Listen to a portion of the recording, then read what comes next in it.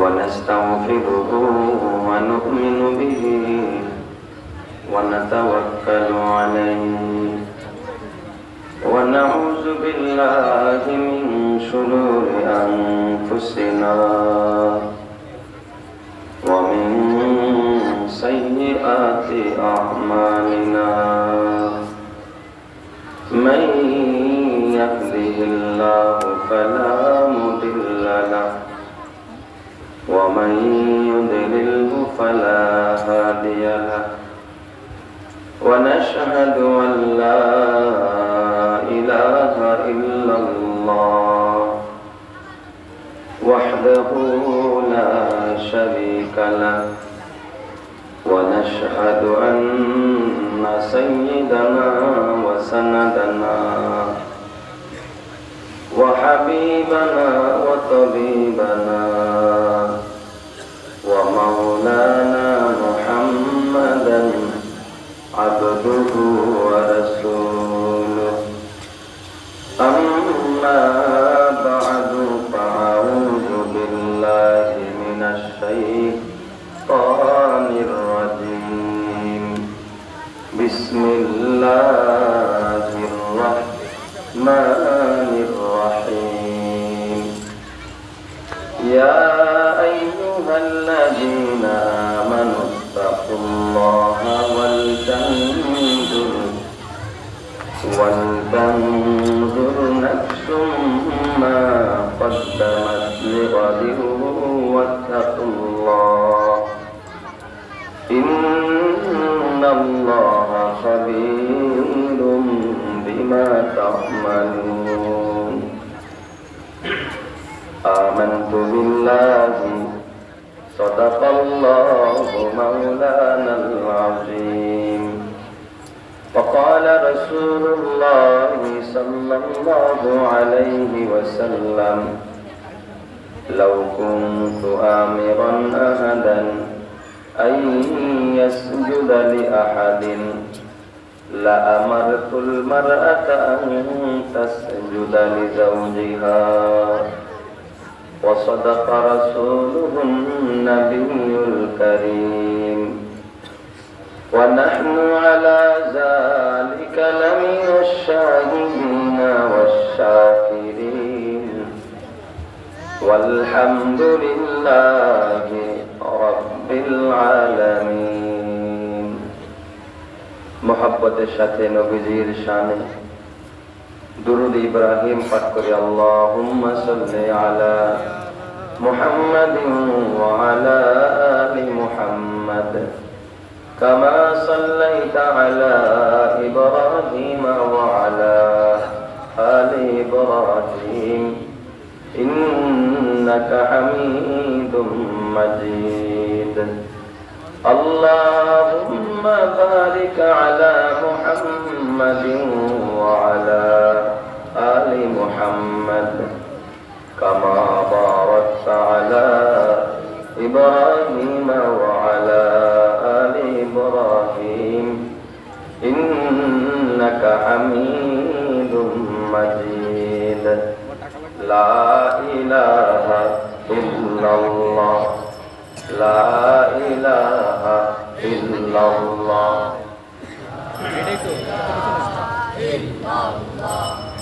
لا إله إلا الله لا إله إلا الله ভাই জিকির করলে লাভ হয় না লস হয়? লাভের আওয়াজ আসতে হয় না জোরে হয়? এই জবান কার? এই জবানে বাক শক্তি দিচ্ছেন যিনি, তিনি কে? এই হায়াতের মালিক কে? তো আল্লাহর দেওয়া শক্তি, আল্লাহর দেওয়া জবান, আল্লাহর নামে আমরা ব্যয় করি। পারবো না ইনশাআল্লাহ? মহব্বতের সাথে জিকির করি লা ইলাহা ইল্লাল্লাহ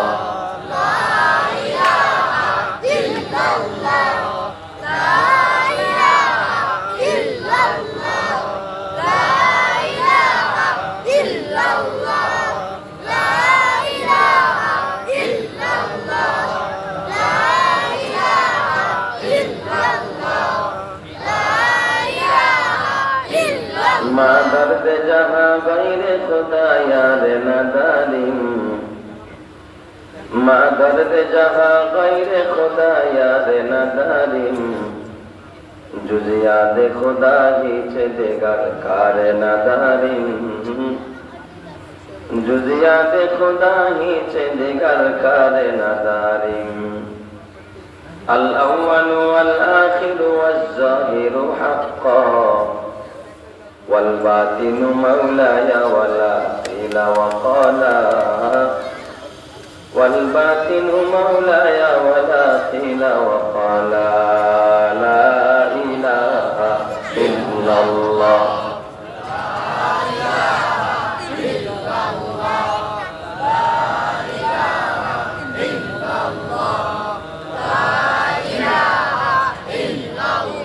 जोरे ला इलाहा इल्लल्लाह ला इलाहा इल्लल्लाह हर रंग में तू हर बू में तू हर जा में तू हर दम हर रंग में तू हर बू में तू हर जा में तू हर दम देखता हो जिधर चाहता हो अब की रहो मुकरम देखता हो जिधर चाहता हो अब की रहो मुकरम तलवार बकट हो के निकल मैदाने आसिर तलवार बकट हो के निकल मैदाने आसिर दुश्मन की मुकाबिल तो लगा नाराए तकबीर दुश्मन की मुकाबिल तो लगा नाराए तकबीर ला इलाहा इल्लल्लाह ला इलाहा इल्लल्लाह ला इलाहा इल्लल्लाह ला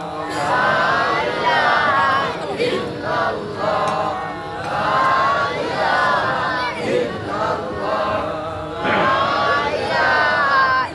इल्लल्लाह ला इलाहा इल्लल्लाह ला इलाहा इल्लल्लाह ला इलाहा इल्लल्लाह मुहम्मदुर रसूलुल्लाह सल्लल्लाहु अलैहि वसल्लम रब्बना ला तुज़िग़ क़ुलूबना बअद इज़ हदैतना व हब लना मिन लदुनका रहमह इन्नका अंतल वह्हाब আলহামদুলিল্লাহ দারুল তাকওয়া মডেল মাদ্রাসার উদ্যোগে প্রথম বার্ষিক ওয়াজ মাহফিলের শ্রদ্ধাভাজন সভাপতি বন্ধুবর হাফেজ মাওলানা মুফতি জাকারিয়া আজহারি সভাপতি ও প্রধান মুরব্বী দারুল তাকওয়া মডেল মাদ্রাসা আজকের মাহফিলের প্রধান আলোচক নন্দিত মুফাসসিরে কোরআন বন্ধুবর হাফেজ কারি মাওলানা আব্দুর রহিম আল মাদানী দামাত বারাকাতুহু আলিয়া এছাড়াও উপস্থিত আছেন পত্র এলাকার বিভিন্ন মাসাজিদ ও মাদারিসের দায়িত্বশীল উলামায়ে কেরাম সামনে উপবিষ্ট আমার বাবার বয়সী মুরব্বীগণ যুবক বন্ধুরা ছাত্র ভাইয়েরা পর্দার আড়ালে অবস্থানরত মাতৃতুল্য মা ও বোনেরা শুকরিয়া আদায় করি মহান রব্বুল আলামিনের দরবারে যিনি আমাকে এবং আপনাদেরকে বড় ভালোবেসে মহব্বত করে এই জান্নাতের বাগানে আসার বসার কিছু দিনই কথা বলা ও শোনা সুযোগ এবং তৌফিক যে রব্বুল আলামিন করে দিলেন তার দরবারে জবান ছেড়ে ভক্তি ভরে মহব্বতের সুরে কালিমাতুশ শুকর আদায় করে বলি আলহামদুলিল্লাহ। এখানে এসে আপনারা খুশি না রাজা?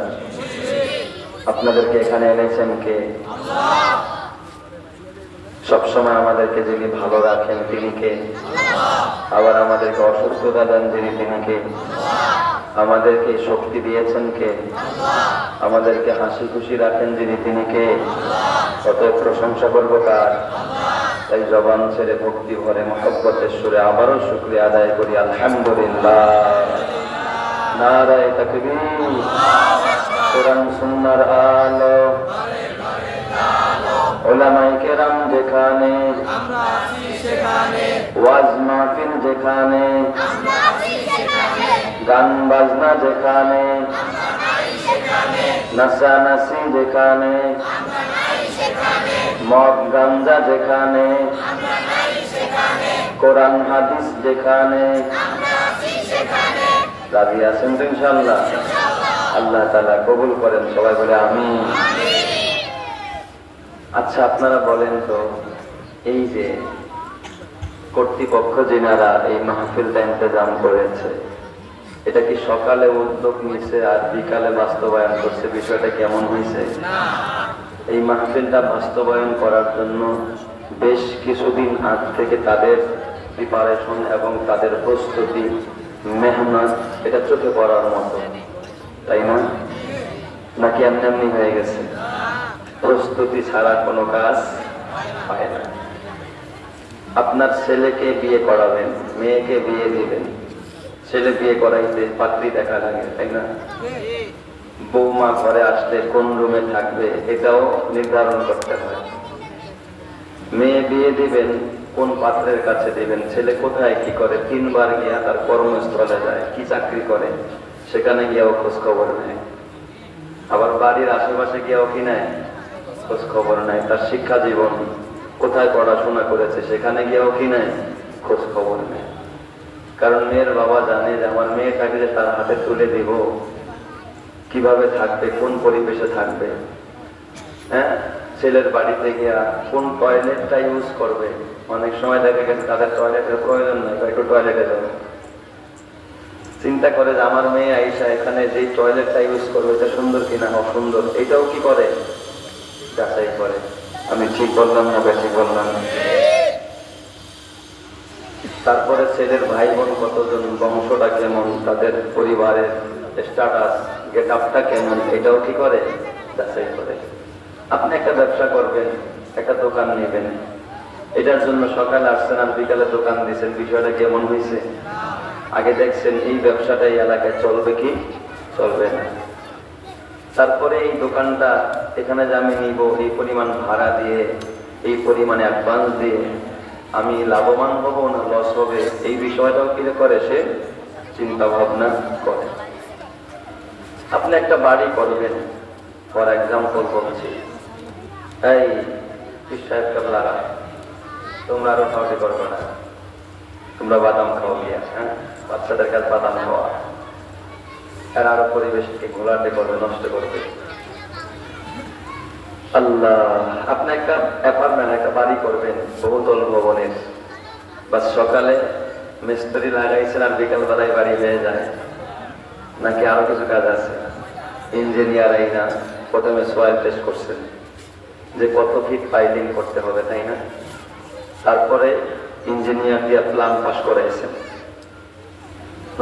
করাইছেন, তারপরে এটার জন্য আপনি ব্যাংক ব্যালেন্স করেছেন, কিছু টাকা জমা করেছেন, যেই পরিমাণ টাকা দিয়ে আমি এই বিল্ডিংটা করতে পারবো কিনা, আমার মাল সামানা কোথায় থাকবে, কোন কোয়ালিটির মিস্ত্রি দিয়ে আমি কাজ করব, কয়টা ডাইনিং হবে, কয়টা ড্রয়িং হবে, সবকিছু আপনি সুন্দরভাবে, সব নিখুঁতভাবে আগে বুঝে শুনে প্রস্তুতি নিয়ে তারপরে কি করেন, কাজ শুরু করেন।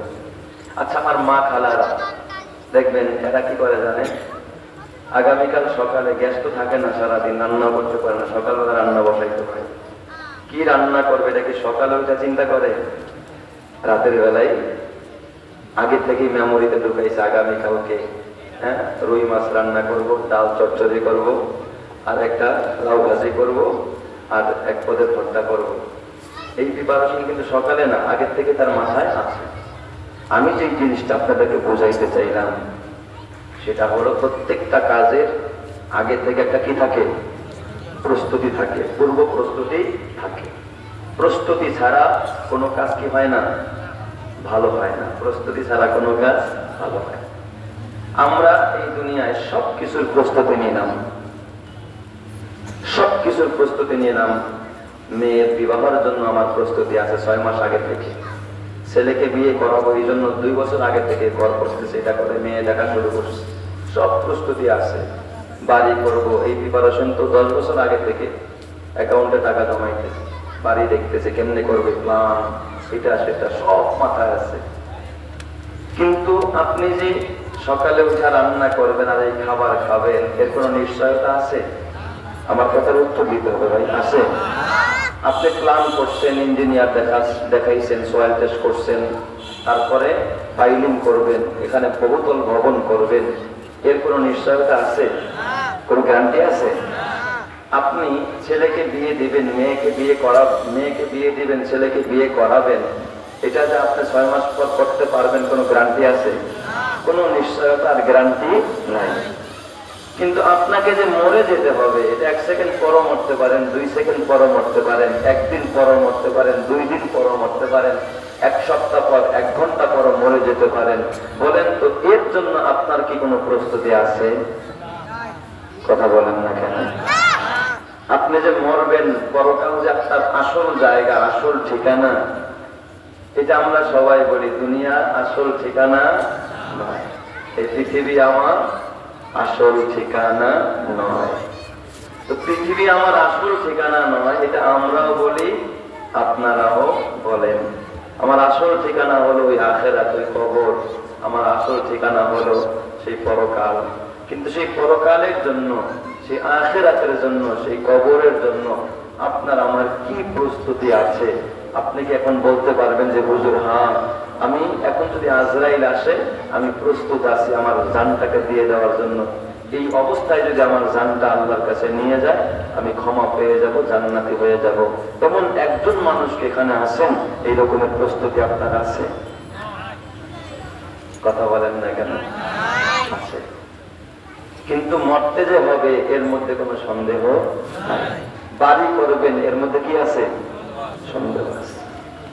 এই বাড়ির ভিতরে আপনি আরামায়েশ করবেন, ফল ভোগ করবেন, এর ভিতরে সন্দেহ আছে না নাই?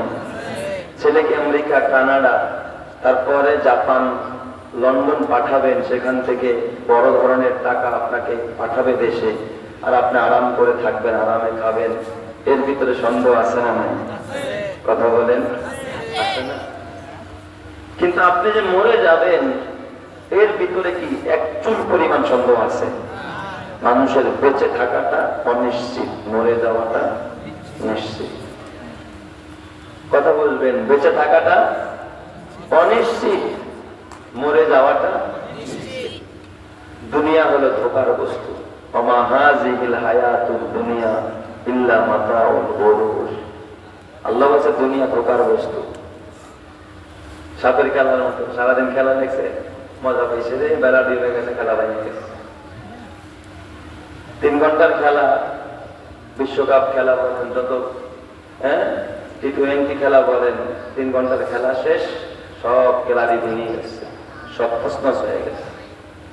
আপনাকে যে একটা হায়াত নামক জিন্দিগি, 60 বছরের একটা জিন্দিগি দিয়ে আপনাকে প্যাকেজ দিয়ে পাঠাইছে, যখন শেষ হয়ে যাবে দুনিয়ার খেলা কি হবে? সমাপ্তি ঘটবে, আসল খেলা শুরু হবে চক্ষু বন্ধ হওয়ার পরে। দুনিয়ায় আপনি 30 বছর পর্যন্ত পড়াশোনা করছেন, 25 বছর পর্যন্ত নিজের ক্যারিয়ার করছেন, এরপরে চাকরি নিয়েছেন, মাত্র 20 বছরেই রিটায়ার।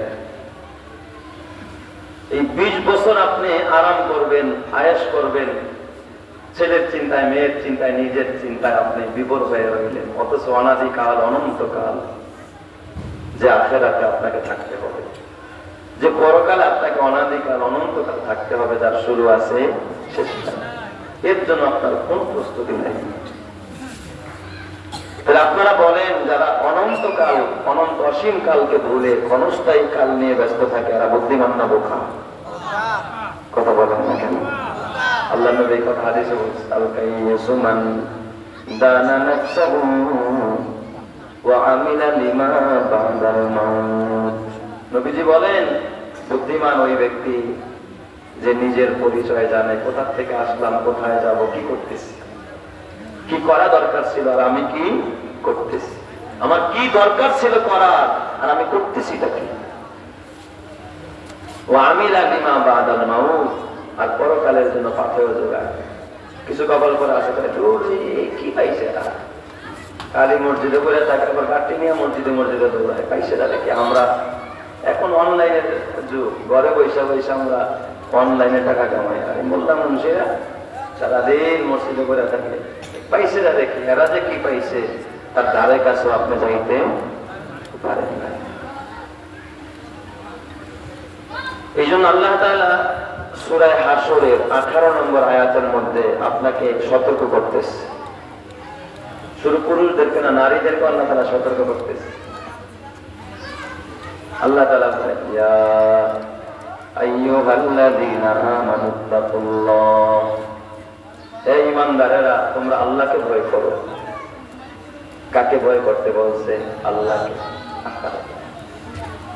দুনিয়ার মানুষ, এই দুনিয়ার নেতা নেত্রীদেরকে, দুনিয়ার গরিব হয়ে যাওয়া, দুনিয়ার এই সমস্ত ফিতনা ফাসাদকে যতটা ভয় পায়, আল্লাহকেও ততটা ভয়।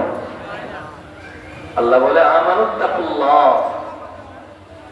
হে ঈমানদারেরা তোমরা আল্লাহকে ভয় করো, আল্লাহকে ভয় করো। এই কথাটা আল্লাহ তাআলা কোরআনে এক জায়গায় নয়, অসংখ্য জায়গায় আল্লাহ তাআলা বলেছেন আল্লাহকে ভয় করো।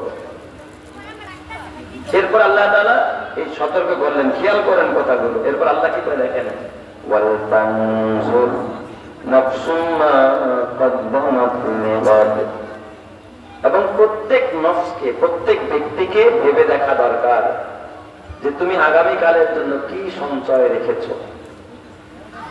তার মানে মেয়ে বিয়ে দেওয়ার জন্য কয় টাকা জমাইছো এটা আল্লাহ কইছে, বাড়ি করার লিগা কয় লাখ ব্যাংকে জমাইছো এইটা আল্লাহ ভেবে দেখতে বলছে। ওয়াল তানজুর এর মানে হলো ভেবে দেখা দরকার প্রত্যেক নফসকে, প্রত্যেক ব্যক্তিকে। আমাকেও ভাবা দরকার, আপনাকেও ভাবা দরকার, আমার ওই 5 তলা বাড়িওয়ালা ভাইকেও ভেবে দেখা দরকার, আর বাড়ির ভাড়াটিয়া ভাইকেও ভেবে দেখা দরকার, ওই নারীকেও ভেবে দেখা দরকার, পুরুষকেও ভেবে দেখা দরকার, 5 তলার মালিককেও চিন্তা ভাবনা করে দেখা দরকার, গাছতলায় ফুটপাতে পড়ে আছে তাকেও ভেবে চিনতে, বুঝে শুনে চিন্তা করে দেখা দরকার। আল্লাহ বলে ওয়াল তানজুর, ভেবে দেখা দরকার প্রত্যেক নফসকে। ওয়াল তানজুর নাফসুম মা কদ্দামাত, প্রত্যেক আত্মাকে, প্রত্যেক মানুষকে ভেবে দেখা দরকার মা কদ্দামাত লিগাদ, আগামী কালের জন্য সে কি প্রস্তুত রেখেছে। কালকে যদি মরণ এসে যায়, আজরাইল এসে যদি কয় ও 5 তলা বাড়িওয়ালা চলো এখন তোমার সময় শেষ, তুমি যদি বলো 5 তলা বাড়িটা কবরে নিয়ে যাব, বাড়ি তোমার কবরে যাবে না। তুমি যদি বলো আমার পাজারো কারাডো গাড়িটা কবরে নিব, তোমার গাড়ি কবরে যাবে না। তুমি যদি বলো আমার ব্যবসা কবরে নিব, ব্যবসাও তোমার কবরে যাবে না। তোমার ওই বিসিএস ক্যাডার সন্তানকে কবরে নিবা, সন্তানও তোমার কবরে যাবে না। তুমি যদি বলো আমি ওসি সাহেব, আমি ডিসি সাহেব, আমার ওই সনদপত্রটা আমি কবরে নিব, তোমার ওইটাও কবরে যাবে না। তাইলে তুমি ভাইবা দেখো কবরের জন্য তুমি কি প্রস্তুত করলা। তুমি দুনিয়ার সব প্রস্তুত করলা, বাড়ি প্রস্তুত করলা, গাড়ি প্রস্তুত করলা, নারী প্রস্তুত করলা, সন্তান প্রস্তুত করলা, ঘর প্রস্তুত করলা, আগামীকাল কি খাইবা এটাও প্রস্তুত করলা। কিন্তু আগামীকাল যদি আজরাইল আসে হাত করা লাগায় তোমার কবরে নিয়ে যায়, ওই কবরের জন্য তোমার কিছুই প্রস্তুতি নাই। কথা ঠিক না বা ঠিক যারা কয় জাত মীরা কাশদ জোরে জোর, দুচি জাত মীরা কাশদ জোরে জোর, একে আবদানা দেগার খাকে গোর, একে আবদানা দেগার খাকে গোর। আরে বাজান, আপনার রিজিক কোথায়, আপনার মরণ কোথায়, এটা একমাত্র যিনি জানেন তিনি কে? আল্লাহ। ওয়া তাদরি নাফসুম মাযা তাকসিবু গাদা, আগামীকাল কি কামাইবা, কি খাইবা, কোন কি এটা তো আমি এনে বসে করতে পারবো না। আমার ফ্রিজের মধ্যে কালকে বোয়াল মাছ আনছি, বোয়াল মাছ খাবো। আল্লাহ যদি তোর রিজিকে না রাখি, তুই কেন তোর 14 গোষ্ঠীও তোরে খাওয়াইতে পারবে না। কথা ঠিক না বা ঠিক না? ফ্রিজে থাকলে কি খাওয়ান যায়? আর আমি প্লেটের মধ্যে দিছি, বিবি ভাইরা দিছে, আল্লাহ রিজিকে না রাখলে তারপরে খাইতে। হঠাৎ ফোন আসছে অমুক জায়গায় অমুক অ্যাক্সিডেন্ট করছে, বিবি রাখো ভাতের প্লেট।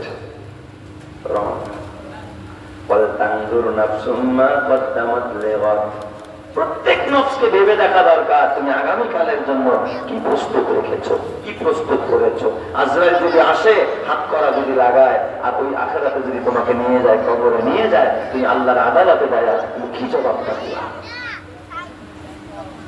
তাইলে বলেন তো, আমি এতক্ষণ ভূমিকা দিয়ে যে জিনিসটা বোঝাইতে চাইলাম, দুনিয়ার ছেলের জন্য প্রস্তুতি নিলাম, মেয়ের জন্য প্রস্তুতি নিলাম, বিবাহের জন্য প্রস্তুতি নিলাম, চাকরির জন্য প্রস্তুতি নিলাম। 20 বছর চাকরি করবেন, 30 বছর মেহনত করছেন। ও ক্লাস 1 থেকে নিয়ে BCS কমপ্লিট করতে কত বছর মেহনত করেন। এরপর চাকরি করে বাঁচবই কয়েক বছর, 10 বছর এখানে থাকলে এবার তো 60-70 হয়ে গেছে, বাস কবরের যায়। 20 বছর পর্যন্ত তুমি পড়াশোনা করলা, এরপরে বিবাহ শাদী সংসার কইরা এই আজেবাজে করে আরো 10-12 বছর 15 বছর শেষ।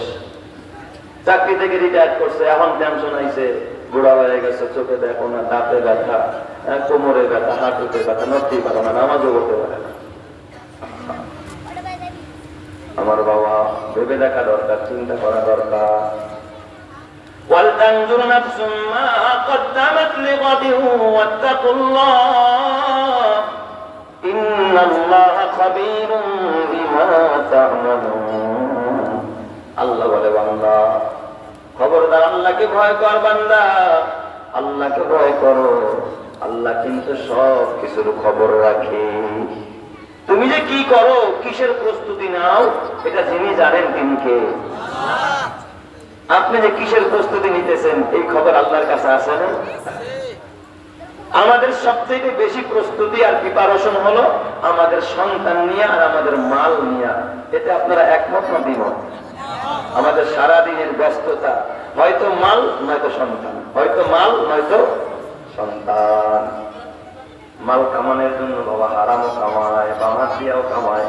কিসের জন্য? মালের জন্য। মাল দিয়া কি করবা? সন্তানের জন্য একটা বাড়ি করবো, ছেলে মেয়েদের জন্য একটা ফ্ল্যাট কিনে যাবো। এটা হলো বাবার চিন্তা, বাবার পেরেশানি, বাবার প্রস্তুতি।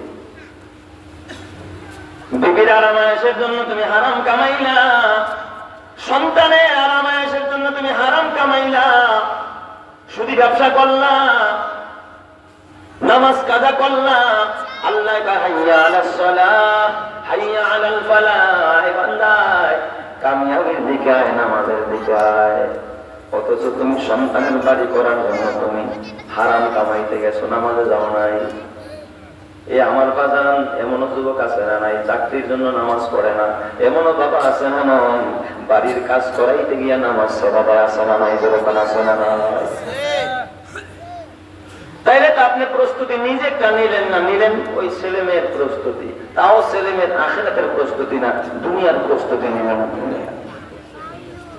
অথচ আল্লাহ তাআলা কোরআনে বলে, ইন্নামা আমওয়ালুকুম ওয়া আওলাদুকুম ফিতনাহ। আল্লাহ বলেন, হে বান্দা, আমি আল্লাহ কিন্তু দুনিয়াতে তোদেরকে পরীক্ষা করব। পরীক্ষার প্রশ্নপত্র আল্লাহ আগেই ফাঁস করে দিলেন। জানোস নি তোদেরকে আমি কি দিয়া পরীক্ষা করব? আল্লাহ বললেন, ইন্নামা আমওয়ালুকুম ওয়া আওলাদুকুম ফিতনা। আমি তোদের মাল দিয়া তোদেরকে পরীক্ষা করব, আমি তোদেরকে সন্তান দিয়া পরীক্ষা করব। ঠিক না ভাই? আল্লাহ ধন সম্পদ দিয়াও, 5 তলা বাড়ির আল্লাহ দিছে, এটা দিয়ে আল্লাহ কি করতেছে? পরীক্ষা করতেছে। আল্লাহ তাআলা কোটি কোটি টাকার মালিক বানাইছে, এটা দিয়াও আল্লাহ পরীক্ষা করে। আল্লাহ তাআলা সন্তান দিয়াও পরীক্ষা করে।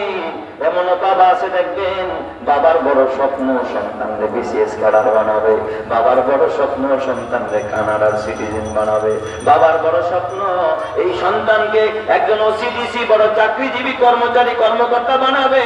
এই জন্য বাবা দুনিয়ার সব শিখায়, অথচ এই সন্তানকে আখিরাতের শিক্ষা দেয় না, দ্বীনি শিক্ষা দেয় না, কোরআনের শিক্ষা দেয় না। কিয়ামতের ময়দানে এই সন্তান বাবার বিরুদ্ধে আদালতে আনিয়ে মামলা করে বাবাকে জাহান্নামে নিয়ে ছাড়বে। কথা ঠিক কিনা? বিশ্বাস হয় না আপনাদের? আমি তো আপনাদের পার্শ্ববর্তী এলাকার মানুষ। একবার এক জানাজা শেষ কইরা যুবক ছেলে, বাবার জানাজা আমি পড়াইলাম, বিশ্ববিদ্যালয়ে পড়ুয়া ছাত্র, কান্না করতেছে, কান্নায় ভেঙে পড়েছে। আশেপাশের যারা আছে বুঝাইতেছে, আঙ্কেল চিন্তা করো না, তোমার বাবা মরছে, আমরা তো বেঁচে আছি, টেনশন নাই, কাঁদো কেন, আমরা আছি, আমরা তোমার বাবার মতো। ছেলেটা ডাক দেয়া কয়, চাচা যান, ও আঙ্কেল, বাবা মারা গেছে এই জন্য কাঁদি না। কয় তাইলে কাঁদেন কেন, কি কারণে আপনার চোখে পানি? আমাকে আমার বাবা বিশ্ববিদ্যালয়ে পড়াইছে, এমন কোন অর্থ নাই। আমার বাবা আমার কিছু ব্যয় করে নাই, আমার সব শিক্ষা দিয়েছে। কিন্তু আমার বাবার মৃত্যুর পরে আপনি যখন তাকবীরে তাহরিমা বলছেন, আল্লাহু আকবার বলছেন, হাত বাইন্দা যে কি করতে হয়, কোন দোয়াটা যে বাবার জন্য করতে হবে, এই শিক্ষাটুকু আমার বাবা আমার কোনোদিন দেয় নাই। এই জন্য আমি সন্তান কাঁদতেছি। আমার বাবার এত অবদান, আমার বাবায় কষ্ট না করলে আমি শিক্ষা অর্জন করতে পারতাম না। কিন্তু বিদায় কালে আমার বিপদের সময় আমি তো 2 পয়সার উপকার আমার বাবারে করতে পারলাম না। এই জন্য আমি কাঁদি। যেই বাবা খায়া না খায়া আমার জন্য এত চিন্তা করলো, এত টেনশন করলো, এত গাড়ি গাড়ি করলো, অথচ ওই বাবার অন্তিম মুহূর্তে, ওই বাবার বিদায় কালে বাবারে কেমনে কবরে নামাইতে হয় তা আমি জানি না। ইমাম সাহেবের ভাড়া করে নিতে হয়। ইমাম সাহেব বাপ মরছে, কাল সে কবরস্থানে চলেন, ওই কবরে কেমনে নামাইতে হয় ইমাম সাহেব আপনি একটু শিখাইয়া দিয়ে। আমার বাবার বিদায় দাও আমি জানি না, বাবার জন্য হাত তুলতে জানি না, দোয়া করতে জানি না। অথচ এই সন্তানকে তুমি আদুম বাগদুম ঘোড়ার দুম সাজে শিখাই না, হাত্তিমা টিম টিম তারা মাঠে পারে ডিম শিখাই না, কিন্তু কোরআন শিখাই না। এই জন্য ও এলাকার মা বোনেরা, ও যুবক ভাইয়েরা, ও এলাকার সন্তানেরা, তোমরা আজকে গিয়ে আমাকে বলো বাবু আমি শিখবো না, আর হাত্তিমা টিম টিম মাদ্রাসাতে পড়বো গিয়ে আলিফ লাম আর মিম। কথা ঠিক না? ঠিক করে আল্লাহ তুমি সব সন্তানগুলো কবুল করো জোরে কারণ। তাইলে এই মাল আর এই সন্তানের জন্য আমাদের সব মেহনত আল্লাহ তাআলা সূরাতুশ শুআরা, কোন সূরা? সূরাতুশ শুআরা 88 নম্বর আয়াতের মধ্যে আল্লাহ তাআলা বলেন, ইয়াউমা লা ইয়ানফাউ মালুন ওয়ালা বানুন। কিয়ামতের ময়দানে এ আমার বাবা মানুষ সন্তানের জন্য এত কিছু কেন করে জানেন? যে বিপদে পড়লে সন্তান উপকার করবে। সন্তানের জন্য গাড়ি বাড়ি কেন করে? যে বিপদে পড়লে সন্তান আমার পাশে দাঁড়াবে। অসুস্থ হলে সন্তান আমাকে হসপিটালে মেডিকেলে নিয়ে যাবে। এই জন্য মানুষ সন্তানের জন্য এত কিছু করে। বিপদের বন্ধু হয় সন্তান, ঠিক না? ব্যাটিং করে দেন যে আমি যখন অসহায় হয়ে পড়বো তখন এই সন্তান আমার উপকারে আসবে। বলেন দুনিয়ার বিপদ বেশি বড় না আখিরাতের বিপদ বড়? কিয়ামতের দিবসের মতো এত বড় আর ভয়ঙ্কর কোন দিন আর আছে নাকি? সবচেয়ে ভয়ঙ্করতম দিনের নাম কি? কিয়ামতের দিন। কোন দিন? কিয়ামতের দিন। কিয়ামতের দিন যেটাকে এই আমার বাবা আমরা ঈমান আনতে গিয়ে বলছি ইয়াউমুল আখির, শেষ দিন, কিয়ামতের দিন, বিচার দিবস। যেই দিন এর থেকে ভয়ঙ্কর আর কোন দিন হয় না, যেই দিন মা তার সন্তানের পরিচয় দিবে না। ইয়াউমা লা ইয়ানফাউ মালুন ওয়ালা বানুন। ওই দিন আপনার আল্লাহ তাআলা বলেন ইয়াউমা লা ইয়ানফাউ মালুন ওয়ালা বানুন, তোর মাল কোনো কাজে আসবে না, তোর সন্তান সেদিন কোনো কাজে আসবে না। কিয়ামতের ময়দানে ওই বিভীষিকাময় অবস্থায় তোর সন্তান তোর রেখা পালায়ন করবে, তোর মাল তোর রেখা পালায়ন করবে, সেদিন কোনো কাজে আসবে না। অথচ এই দুনিয়ার মধ্যে এই দুইটা জিনিসেই তুই সময় দিছ সবচাইতে বেশি। মালের ধান্দায় সব শেষ, সন্তানের ধান্দায় সব শেষ। হ্যাঁ, আল্লাহ তাআলা ডাক দিয়া বললেন ইল্লা মান আতাল্লাহ বিকলবিন সালিম। তবে যারা সুস্থ অন্তর নিয়া যারা কিয়ামতের ময়দানে দাঁড়াবে, সুস্থ অন্তর কারা? যাদের অন্তরের মধ্যে সন্তানের মায়ার চাইতে আল্লাহর মায়া বেশি ছিল, যাদের অন্তরের মধ্যে মালের মহব্বতের চাইতে আল্লাহর মহব্বত বেশি ছিল, যাদের অন্তরের মধ্যে দোকানের মহব্বতের চাইতে নামাজের মহব্বত বেশি ছিল, যাদের অন্তরের মধ্যে যেই নারীদের অন্তরের মধ্যে এই আমার বাবা এই রূপের সাজসজ্জার চাইতে পর্দার মহব্বত বেশি ছিল। কথা ঠিক না? ঠিক জোরে দাও। ওরা কিয়ামতের ময়দানে কলবে সালিম, সুস্থ অন্তর নিয়া রবের কাছে দাঁড়াবে, আর রব তাদেরকে সালাম দিয়া দিয়া জান্নাতি বানায় দিবে। আর একটু জোরে কোন এ আমার বাবা, ও মানিকদের মুসলমান, হাতে পায়ে ধরে বলে যায় খবরদার খবরদার, আল্লাহর সামনে দাঁড়াইতে হবে। এটা সত্য না মিথ্যা? ফাঁকি দেওয়ার মতো কোন সুযোগ আছে? আদালত ফাঁকি দেওয়ার সুযোগ আছে? কিয়ামতের ময়দানে আল্লাহ হবে না আদালতের বিচারক। আল্লাহ সেদিন আদালতের বিচারক হবেন আল্লাহ। আর ওই দিন প্রধান ফেরেশতা হবে মুহাম্মদুর রাসূলুল্লাহ सल्लल्लाहु अलैहि वसल्लम। पहाड़ी उड़ जाएगी, जमीन पर जलजला होगा, मोहम्मद तख्त पर होगा, अदालत पर खुदा होगा। मोहम्मद रसूलुल्लाह সেদিন তখ্তের উপরে চেয়ারে বসা থাকবে, আর আদালতে আলিয়ার ভিতরে স্বয়ং আরশের মালিক আল্লাহ বসা থাকবে। যেরকম আল্লাহু আকবার। বাঁচার কোন রাস্তা আছে? কথা বলেন, রাস্তা আছে? এই জন্য আল্লাহ তাআলা বললেন ওয়াল তানজুর নাফসুম মা কদ্দামাত লিগাদ। এ বান্দা, আগামী কালের জন্য, তুই মরার জন্য, কবরের জন্য, আখিরাতের জন্য কি প্রস্তুতি নিনি? ও আমার পর্দার মায়েরা, মাগো মা, এই রূপ দ্বারা যৌবন একদিন জং ধরে যাবে মা। মাগো, রূপের সৌন্দর্যের জন্য পার্লারে গেলাম, ব্রুফলাপ করলাম, রং বেরঙের পোশাক পরলাম, ও মা অন্যায় পথে চল না। দুনিয়ার ভিতরে একটু ভালো থাকার জন্য, একটু সুনাম অর্জন করার জন্য, ভালো একটা সুখের সংসার করার জন্য। কিন্তু মা, কালকে যদি মরে যাও, কোথায় যাবে নাকের ফুল? কে নিবে কানের দুল? কে খুলবে গলার মালা? কে চাইবে হাতের বালা? জানা নাই মা। এই মা, এই ক্ষণিকের জিন্দেগির জন্য এই রূপ দ্বারা যৌবনটা পরপুরুষকে দেখায় জাহান্নামের দিকে যাইস না রে মা। এখনো সময় আছে পর্দা কর, এখনো সময় আছে স্বাধীন পোশাক পর, এখনো সময় আছে স্বামীর খেদমত কর, এখনো সময় আছে মা আল্লাহর হুকুম মান, আল্লাহর গোলামি কর। মরতে দেরি হবে, আল্লাহ জান্নাতে বানাইতে দেরি করবে না। কথা ঠিক না? ঠিক বলে আমার সোনার মা বোনেরা, শোনো দিয়া মন, নারী হয়ে জন্ম তোমার পর্দা প্রয়োজন। পর্দা হলো দিনের বিধান, মেনে চলো তাই। পর্দা ছাড়া চললে নারীর কোনো মূল্য নাই। মেয়েরা যে মায়ের জাতি, কত যে সম্মান, পর্দা ছাড়া আজ নারী হচ্ছে অপমান। পত্রিকারই পাতা খুললে প্রায় দেখা যায় এসিড নিক্ষেপ, নারী ধর্ষণ, এসব খবর হয়। পর্দা করে চললে নারী পাবে দিনের শ্রদ্ধা, শয়তানেরই পোশাক ছেড়ে করো দিনের পর্দা। কথা ঠিক না? কথা ঠিক বলে আল্লাহ আমার সব মা বোনদেরকে কবুল করেন, জোরে কারণ আমি যুবক ভাই ও মালওয়ালা ভাই, এই মাল দুনিয়াতে উপকারে আসে না। যত তালা বাড়বে তত জ্বালা বাড়ে। 7 তালা বাড়িওয়ালার যে টেনশন, 1 তালা বাড়িওয়ালার কি সেই টেনশন নাকি? ও চিন্তা করে আমার 2টা বাড়াটিয়া গেলে কি আর থাকলেই কি? 7 তালা চিন্তা করে আমার কয় তালারটা গেল, কয় তালারটা রইল, কে ভাড়া দিল, কে দিল না।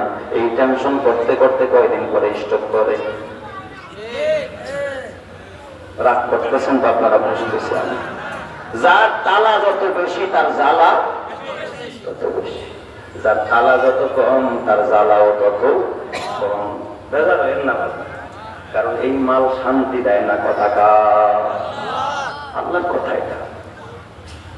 এ আমার বাজান, বেজার হয় না, রাগ করেন না। কারণের সম্পদ কিন্তু কম না। এই কারণ কিন্তু মুসা নবীর আপন চাচাতো ভাই। এত বড় পয়গম্বর হযরতে মুসা, মুসা পয়গম্বর, তার আপন চাচাতো ভাইয়ের নাম ছিল কারণ। কারণ কিন্তু মুসা নবীর প্রতি ঈমান ছিল। কি করছিল? তাহলে কারণ কি ঈমানদার না বেঈমান? পৃথিবীর ইতিহাসের সবচেয়ে বড় সম্পদশালীর নাম কি? কারণ। আপনারা তো ভাবতে পারেন হুজুর খালি আমাকে 5 তালার খোড়া দেন, এই জন্য 5 তালার খোটা না আমি কারণ নিয়ে বলি, একটু শোনেন। পৃথিবীর ভিতরে সবচেয়ে এত বড় সম্পদশালী অতীতেও ছিল না, এখনো নাই, কিয়ামত পর্যন্ত আসবে না। নামটা কি? কারণ। কার ভাই? কেমন ভাই? আপন চাচাতো ভাই, একই বংশের মানুষ। এই কারণের আল্লাহ এত সম্পদ, কারণকে আল্লাহ এত সম্পদ দেয়। এই কারণের সম্পদ বহন করার জন্য তাফসীরের কিতাবের ভিতরে লেখে, বিশ্ববিখ্যাত যতগুলো তাফসীরের কিতাব, সব তাফসীরের কিতাবের মধ্যে লেখে কারুনের যতগুলো সম্পদের গোডাউন ছিল, ধনভাণ্ডার ছিল, এই গোডাউন গুলোর চাবি বহন করার জন্য বিশাল বড় একটা উটের বহর লাগতো। সুবহানাল্লাহ। শুধু চাবি বহন করার জন্য একটা উটের কি লাগতো? এক একটা উট কয়েক টন মাল বহন করতে পারে একটা উট। কেউ কেউ বলছে 70টা উট লাগতো। কয়টা উট? তার মানে কারণ মনে হয় যেন আপনাদের এই এলাকার মতো এতটুকু একটা এলাকার মালিক ছিল নাকি? এমন কোন দেশ নাই যে দেশের সাথে কারণের ব্যবসায়িক সম্পর্ক ছিল না। শুধু দেশে নয়, দেশ বিদেশ, বিভিন্ন দেশে বিদেশে সব জায়গায় তার খামার, পশুর খামার, তার ক্ষেত খামার, মাছের গেট, তারপরে মিল ফ্যাক্টরি, ওই যুগে যা যা ছিল আর কি সব সম্পদ আল্লাহ তাআলা কারণকে দিয়েছিলেন। এই সম্পদের নেশায় কারণ আল্লাহরে ভুলে গেছে। সম্পদের মোহে সম্পদ যত বাড়ছে আল্লাহ থেকে, আল্লাহর কাছে গেছে না দূরে গেছে? আরে ভাই, আপনাদের বিবেক নাড়া দেওয়ার জন্য আমি বলি, বলেন তো, এই যে আমাদের দেশের যত বড় বড় কোম্পানি, মিল ফ্যাক্টরি, ইন্ডাস্ট্রির মালিক যারা আছে, যাদের সম্পদ বেশি, তারা কি মসজিদে গিয়ে জামাতে নামাজ পড়তে পারে? কথা বলেন। হ্যাঁ, এই 22 তলা গার্মেন্টসের মালিক যিনি মসজিদে যাইতে পারে নাকি? ব্যস্ততায় তারে খাওয়ান খাইতে পারে না, সকালের টাকায় দুপুরে, দুপুরের টাকায় রাতে। আল্লাহ তারে মসজিদ থেকে সরায় নিয়ে গেছে। ডিসি সাহেব মসজিদে যাইতে পারে না, কারণ ডিসি সাহেবের পদ বড়। তার পদ কি? বড়। এ আমার বাবা জেলা প্রশাসক সাহেব মসজিদে যাইতে পারে না, পদ বড়, টাকা বেশি, ইনকাম বেশি, দুনিয়ার সাথে তার সম্পর্ক বেশি। মন্ত্রী সাহেব মসজিদে গিয়া কোনোদিন জামাতে নামাজ পড়তে পারে না। এমপি সাহেব জীবনে তো কোনোদিন মসজিদে যায় না। কথা বলে না কেন? কয়জন এমপি আছে মসজিদে গিয়া জামাতের মুসল্লিদের সাথে নামাজ পড়ে? ওর পদে ওরে আল্লাহ থেকে দূরে সরায় নিয়ে গেছে, ওর টাকায় ওরে আল্লাহ থেকে দূরে সরায় নিয়ে গেছে, ওর সম্পদ ওরে আল্লাহ থেকে দূরে সরায় নিয়ে গেছে। যার সম্পদ যত বার হয়ে দেখবেন, ওই মানুষটাকে আল্লাহর ঘর থেকে, আল্লাহ থেকে আল্লাহ দূরে সরায় নিয়ে যায়। সবাই না, তবে কিছু ইমানদার আছে না নাই? আরো জোরে বলেন, আছে না নাই? যুবক ভাই, ও বুড়া বাবা, এই কারণের এত সম্পদ। মুসা নবীর আপন চাচাতো ভাই সম্পদের কারণে মুসা নবীরে কেয়ার করে না। মুসারে কি কয়? কারণ সে তো শিল্পপতি। সে কি? শিল্পপতিদের কাছে মোল্লা তোল্লার দাম আছে নাকি? এত সম্পদের মালিক কারণ কেয়ার করে না। কিন্তু বলেন, এই জমিনবাসী মোল্লাদেরকে যদিও কেয়ার না করে, সম্মান না দেয়, আসমানের মালিক একজন আছে না নাই? আরো জোরে বলেন, ইমানের আওয়াজে বলেন, আছে না নাই? এই কারণ এত বড় দুনিয়ার মুখে পড়লো, মুসা পয়গম্বরে ভুললো, পয়গম্বরের তালাক দিল। তার মানে পয়গম্বরের সাথে তার কোনো সম্পর্ক নাই, দূরে দূরে থাকে। যদিও ঈমান আনছে, কিন্তু সম্পদের নেশায় দিন থেকে দূরে সরে গেছে। সম্পদের নেশায় এলাকার ভিতরে মহড়া দেয়। এই 70টা উটের ভিতরে চাবি বহন করে এলাকায় মহড়া দেয়। দেখছস না আমার কি পরিমাণ সম্পদ? আমার চাবি বহন করার জন্য বিশাল একটা উটের বাহিনী লাগে। আল্লাহ আমারে কি পরিমাণ সম্পদ আমি অর্জন করেছি। অহংকার কইরা দাম্ভিকতার সাথে এলাকার মধ্যে ঘুরে বেড়ায় এই মিস্টার কারণ। হঠাৎ মুসা পয়গম্বর তুর পাহাড়ে যাবে। আল্লাহর পয়গম্বর মুসা আল্লাহর সাথে কথা বলবে। বলেন তো, মুসা নবীর সাথে সম্পর্ক কার? আরো জোরে বলেন, মুসার সাথে সম্পর্ক কার? আর কারণের সাথে সম্পর্ক কার? সম্পদের। কিসের সম্পর্ক? সম্পদের। দেখেন, দুই সম্পর্ক কোথায় নিয়ে যায়?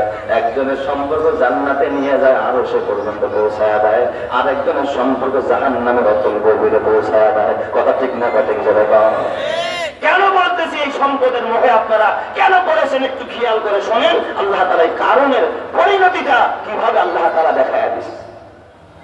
মুসা নবী ডাক দিয়া বলে, কারণ, ও ভাইজান, কারণ রে, এই সম্পদ তোমার না, এই সম্পদের মালিক আমার আল্লাহ।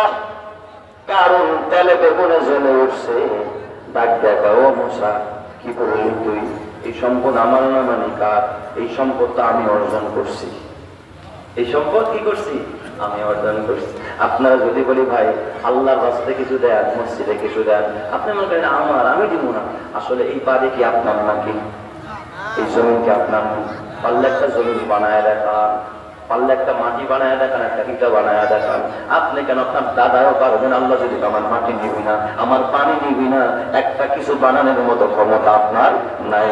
আল্লাহ দেওয়া পানি, আল্লাহ দেওয়া মাটি, আল্লাহ দেওয়া বাতাস, আল্লাহ দেওয়া প্রসাধনী ব্যবহার করে আপনি বিল্ডিং বানাইলেন, আপনি ঘর বানাইলেন, ফ্ল্যাট বানাইলেন, গাড়ি বানাইলেন, আপনার সব হইল।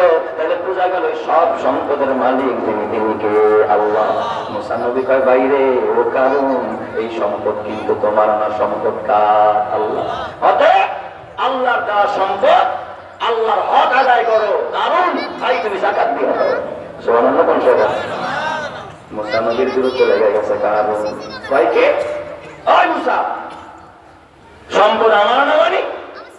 রাসায়নিক বিদ্যায় আমি এত বড় পারদর্শী, আমার বুদ্ধিমত্তা দিয়া, আমার এই রসায়ন বিদ্যা দিয়ে আমি এত সম্পদ উপার্জন করেছি, আর তুমি বলো সম্পদ আমার না? এত বড় দুঃসাহস তোমার! আবার এই সম্পদ তুমি দিতে বলো যাকাত আল্লাহর রাস্তায়, আমি কশিন কালেও দেব না। এই দিক দিয়া কারণ মুসা নবীর উপরে খেপে গেল। দেখে দিব মুসা, তোর কয়দিন আর আমার কয়দিন, মোল্লাকে ছুটায় দিন। কারণ টাকার প্রলোভন দিয়ে একটা বেশ্যা নারী রেডি করছে। বেশ্যা নারী, যেই নারীর চরিত্র হলো মানুষের সাথে কি করা, অপকর্ম করা। বেশ্যা ভাড়া করে আনছে, পরে বলছে পরে টাকার বান্ডিল দিন। টাকার বান্ডিল পাইলে তো সবাই কি হয়ে যায়? কাত হয়ে যায়। বেশ্যা নারীরে টাকার বান্ডিল দিছে কারণ পায়, এই আমার চাচাতো ভাই যে মুসা আছে, আমার বিরুদ্ধে বিভিন্ন রকমের কথা বলে, মুসারে একটু দেখাইতে হবে, শিক্ষা দিতে হবে।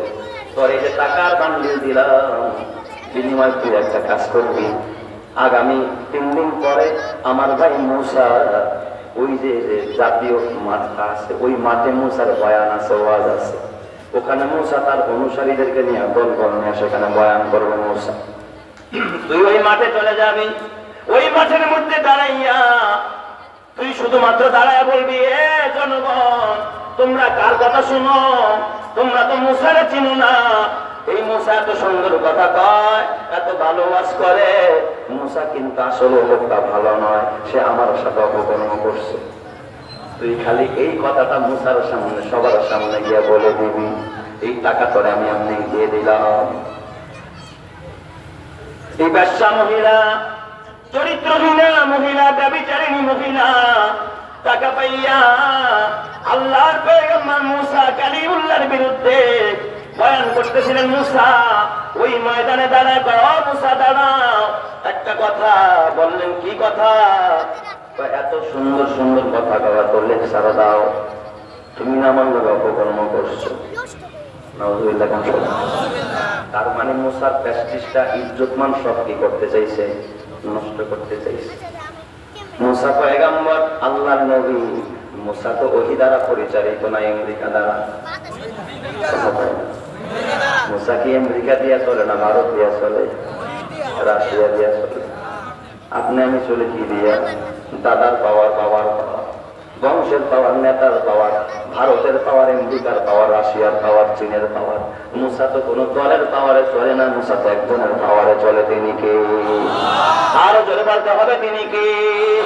ইমানের পথে অবিচল থেকে আমার মরণ যেন হয়। ইমানের পথে অবিচল থেকে আমার মরণ যেন হয়। তোমারই কাছে মিনতি আমার, তোমারই কাছে মিনতি আমার, মহামহিম দয়াময়। ইমানের পথে অবিচল থেকে আমার মরণ যেন হয়।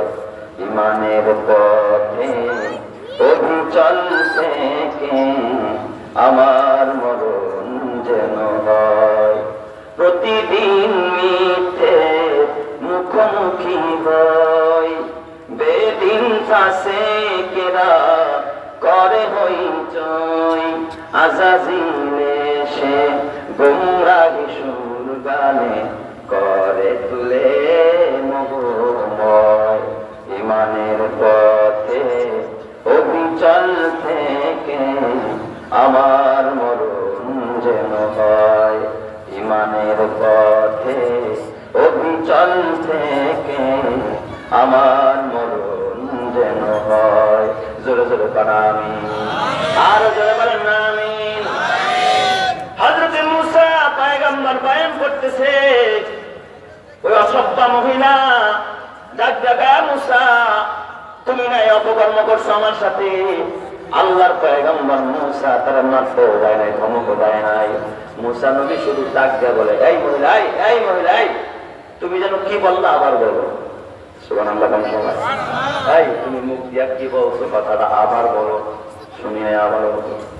এই কথাটা বলার সাথে সাথে মহিলাটা চোখ দিয়ে অজরে পানির ফোঁটা করে কান্না আরম্ভ করে দিচ্ছে।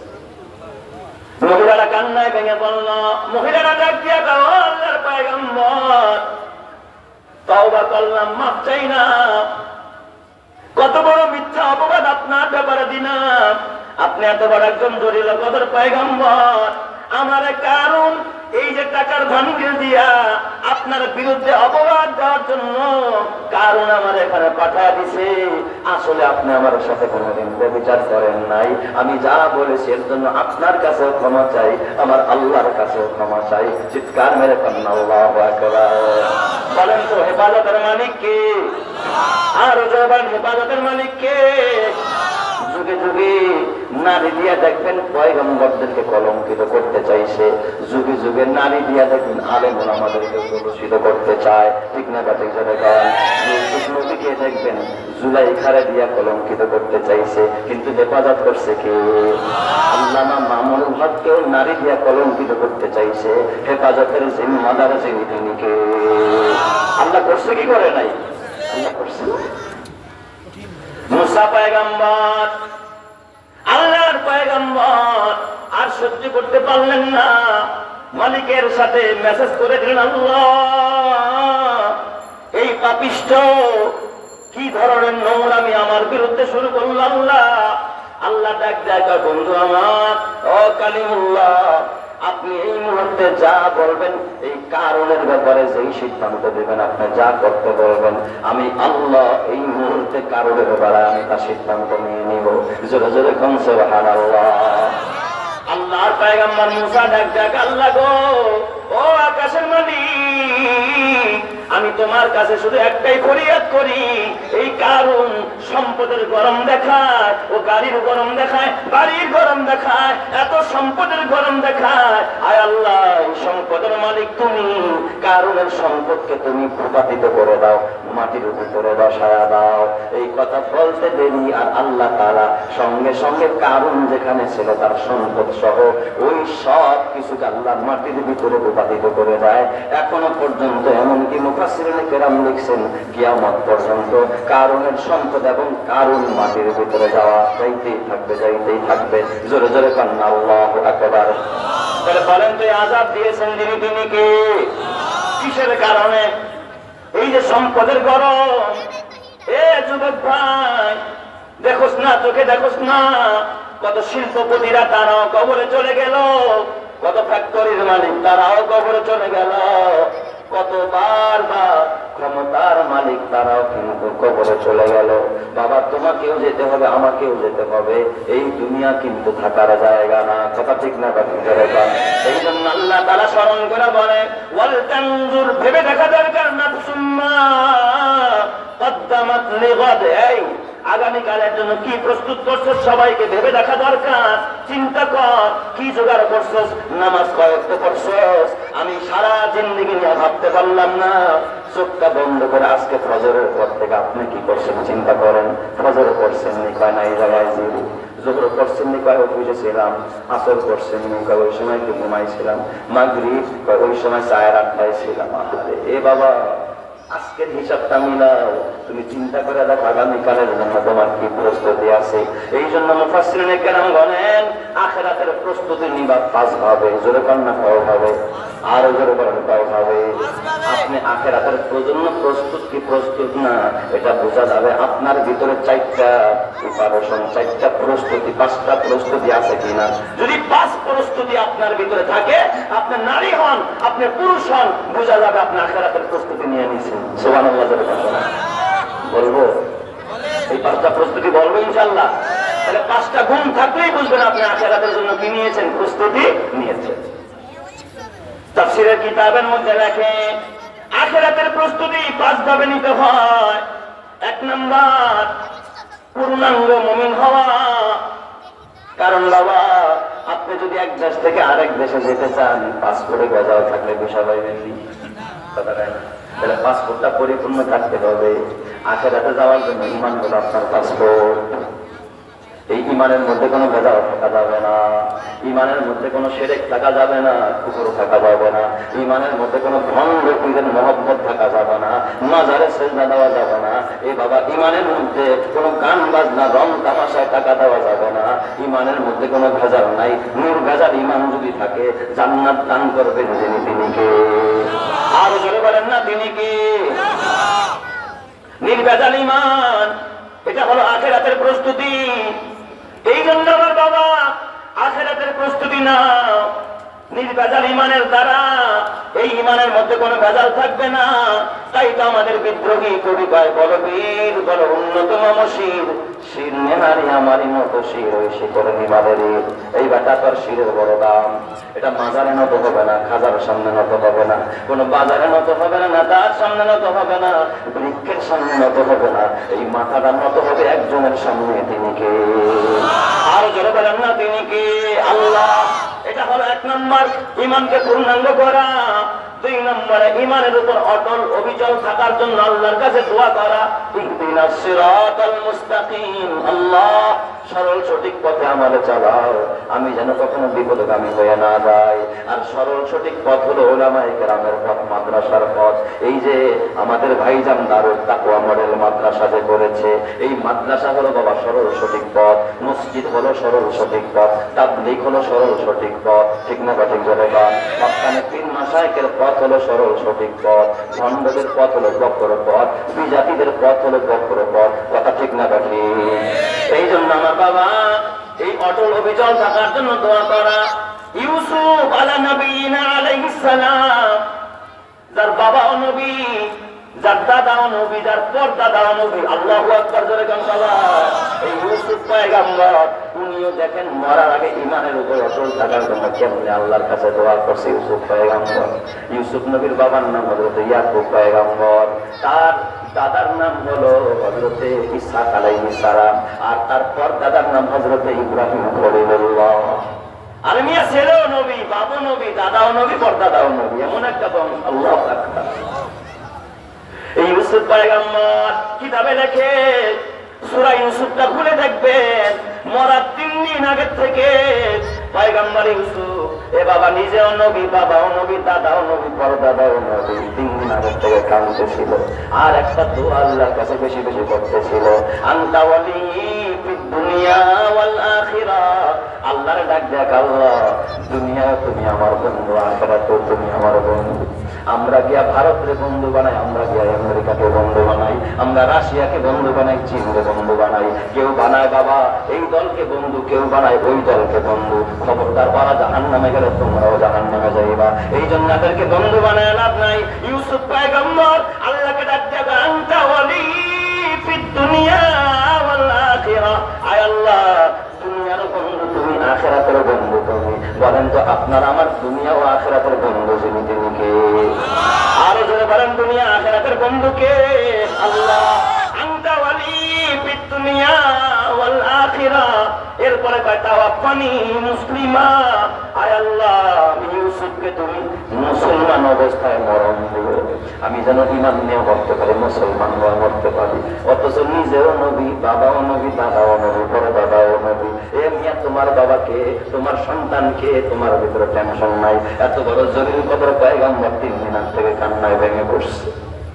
أنت ولي في الدنيا والآخرة توفني مسلما وألحقني بالصالحين আয় আল্লাহ কিয়ামতের ময়দানে আমাকে নেককারদের সাথে তুমি উঠায়া দিও এই দুনিয়াতে যারা আলেমদের সাথে চলবে এই মাদ্রাসার সাথে চলবে কোরআনওয়ালাদের সাথে চলবে কিয়ামতের ময়দানে আলেমুল আমাদের সাথে তাকে হাসর করা দিবে তিনি কে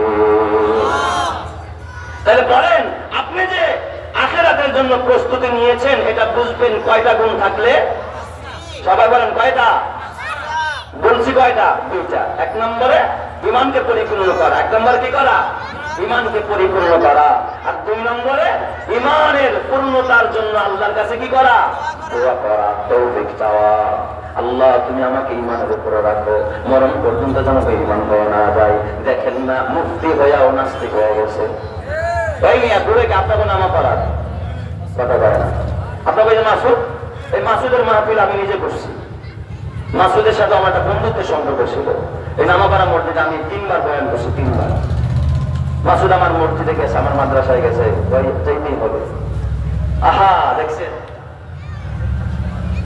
আজান হয়ে গেল জামাত এখানে হবে টেনশন নাই আপনাদের কি কষ্ট হইতেছে ভাই আমি 5টা প্রস্তুতি বলতে চাই এটাকে আপনাদের জন্য কাজে আসবে কিনা বলেন এখানে জামাতের আগ পর্যন্ত বয়ান শুনবেন এবং এখান থেকে ইনশাআল্লাহ নামাজ পড়বেন আল্লাহ কবুল করুন জোরে কানা আমিন আপনাদের চোখের সামনে মুফতি হাফেজ মাওলানা এর থেকে আর বড় কোনো ডিগ্রি হয় বলেন আল্লাহ তাআলা নাস্তিক বানায়া দিয়েছে ঈমানের উপর অটল থাকতে পারে নাই এই জন্য সবসময় আমরা তৌফিক চাবো কার ইহদিনাস সিরাতাল মুস্তাকিম আল্লাহ তুমি আমাদেরকে সঠিক পথের উপরে পরিচালিত করো সিরাতাল্লাযীনা আন'আমতা আলাইহিম আয় আল্লাহ যে পথের মানুষগুলোকে তুমি পুরস্কৃত করেছো আল্লাহ প্রতিদান দিয়েছো গায়রিল মাগদুবি আলাইহিম ওয়ালাদ-দাল্লিন আয় আল্লাহ কিন্তু যাদের প্রতি তোমার গোসা অভিশাপ তাদের কথা আমারে চালাইও না আল্লাহ এই যে পথে চললে পুরস্কৃতদের সাথে আমি চলতে পারবো ওই পথে আমারে চালাও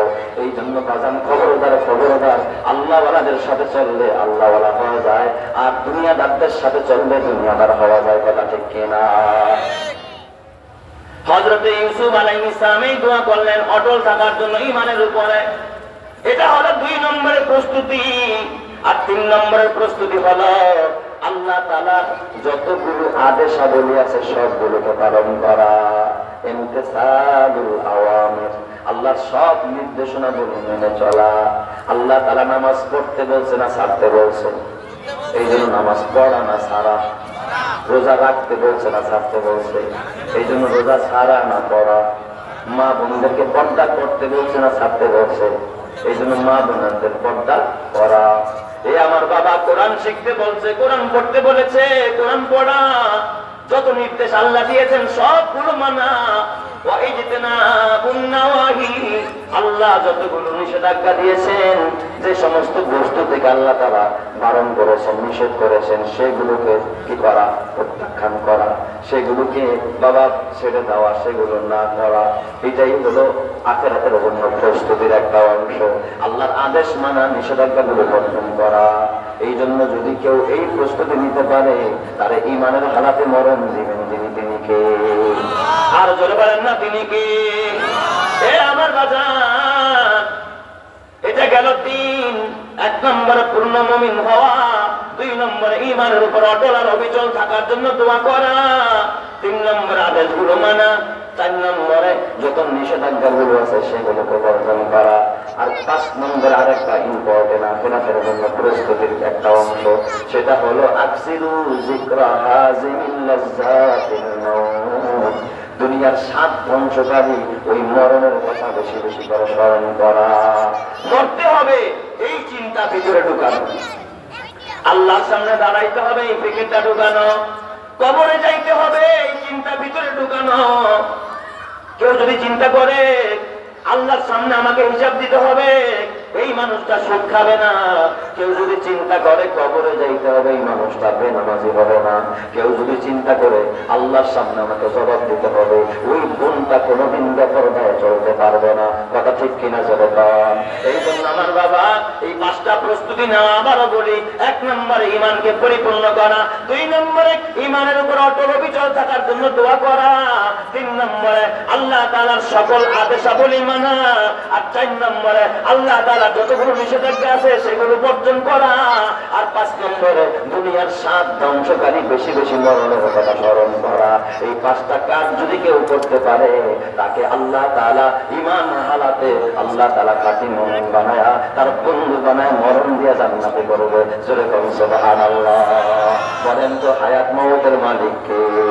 মাল দৌলত ইলম হশমত কুছ নেহি কম আয়েগা, माल दौलत इल्म हशमत कुछ नहीं कम आएगा, मौत जिस दिन आ जाए गर्दन पकड़ ले जाएगा।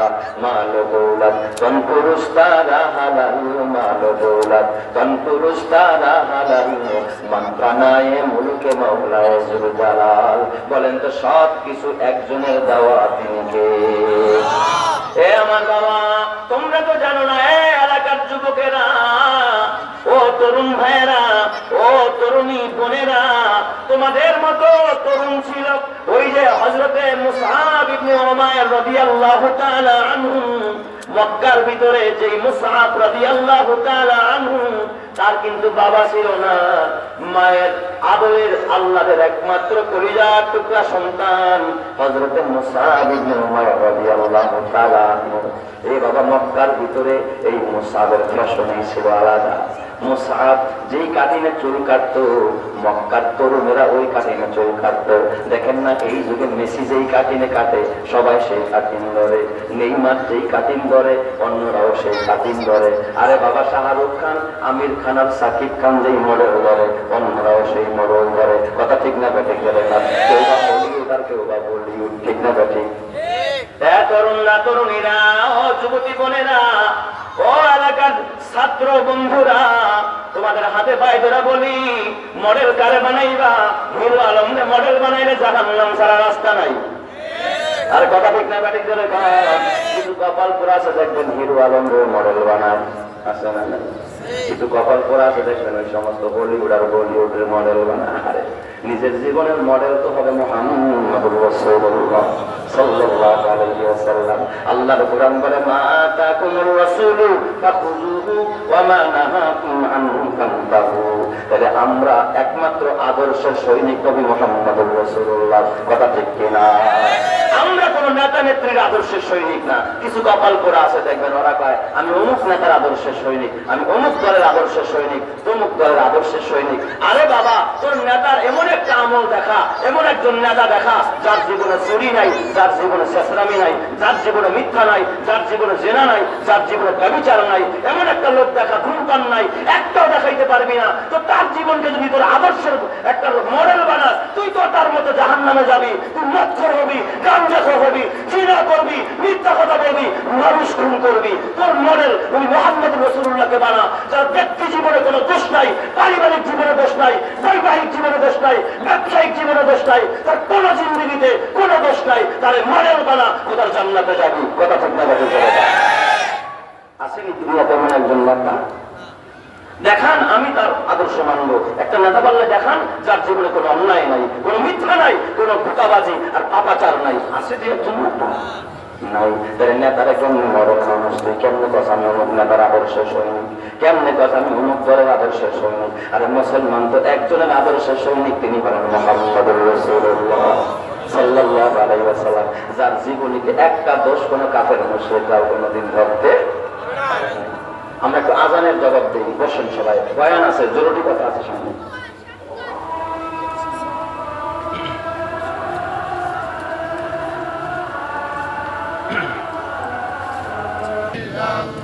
জোরে লা ইলাহা ইল্লাল্লাহ।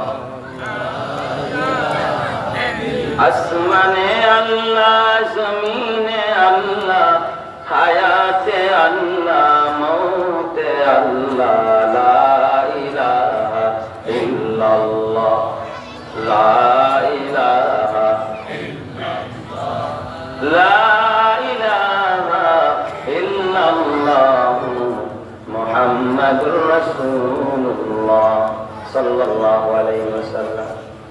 তো যেই কথা বলতেছিলাম, ও এলাকার যুবকেরা, ও তরুণেরা, তোমাদের মতো একজন টকবকে যুবক ছিল মক্কায়, নাম তার মুসাব ইবনে উমাইর রাদিয়াল্লাহু তাআলা আনহু।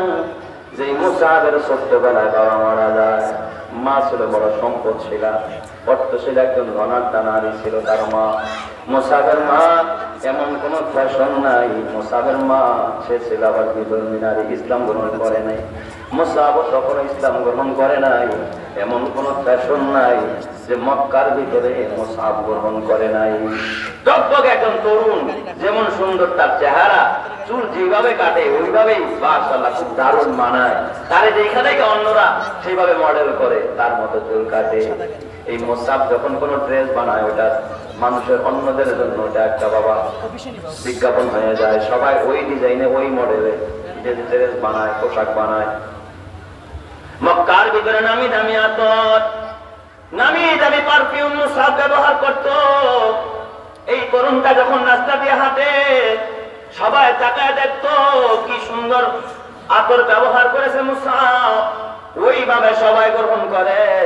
কিন্তু মুসাব দুনিয়ার সব কিছু বাবা সুন্দরভাবে গ্রহণ করছে, কিন্তু মুসাব আমার নবীর দাওয়াত যখন পাইছে, আমার নবী যখন মুসাব ইবনে উমাইরকে দাওয়াত দিলেন, কালিমার দাওয়াত দিলেন, নবীজির একদিন কথা যখন মুসাব শুনলেন, তার দিলের ভিতরে, অন্তরের ভিতরে আল্লাহ তাআলা হেদায়েতের বাতি, কালিমার বাতিটা জ্বালায়া দিয়েছে। সুবহানাল্লাহ। একটা মডেল, সে ছিল কি একটা মডেল। মাশাআল্লাহ মাশাআল্লাহ। আব্দুর রহিম আল মাদানী, হাফেজ কারি মাওলানা আব্দুর রহিম আল মাদানী বন্ধুরা, হযরত উপস্থিত হয়ে গেছেন। আপনারা খুশি না বেজার? এই নামাজের পর পরে হযরত বয়ান করবে, সবাই বলে আলহামদুলিল্লাহ। আল্লাহ তাআলা কবুল করেন, চলে কারণ আমিন। আশেপাশে যারা আছে চলে আসে, এখানেই জামাত হবে ইনশাআল্লাহ। বেশি রাত হবে না আজকের মাহফিল। হযরত মুসাব আল্লাহ তাআলা ভিতরে কালিমার নূর, হেদায়েতের নূর চমকায় দিছে। এই মুসাব নবীজির কাছে আইসা এবার যখন কালিমা পড়ছে, নবীর কথা যখন শুনছে, ফ্যাশন ছেড়া দিছে মুসাব। নবীর রঙে চুল কাটে, নবীর রঙে হাঁটে, নবীর রঙে বলে, নবী যেভাবে খায় মুসাব সেইভাবে খায়।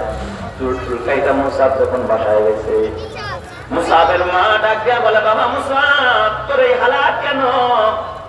ও বুঝেছি, তুই মুহাম্মাদের কাছে গিয়া বুঝি তোর সব শেষ করে ফেলাইছো।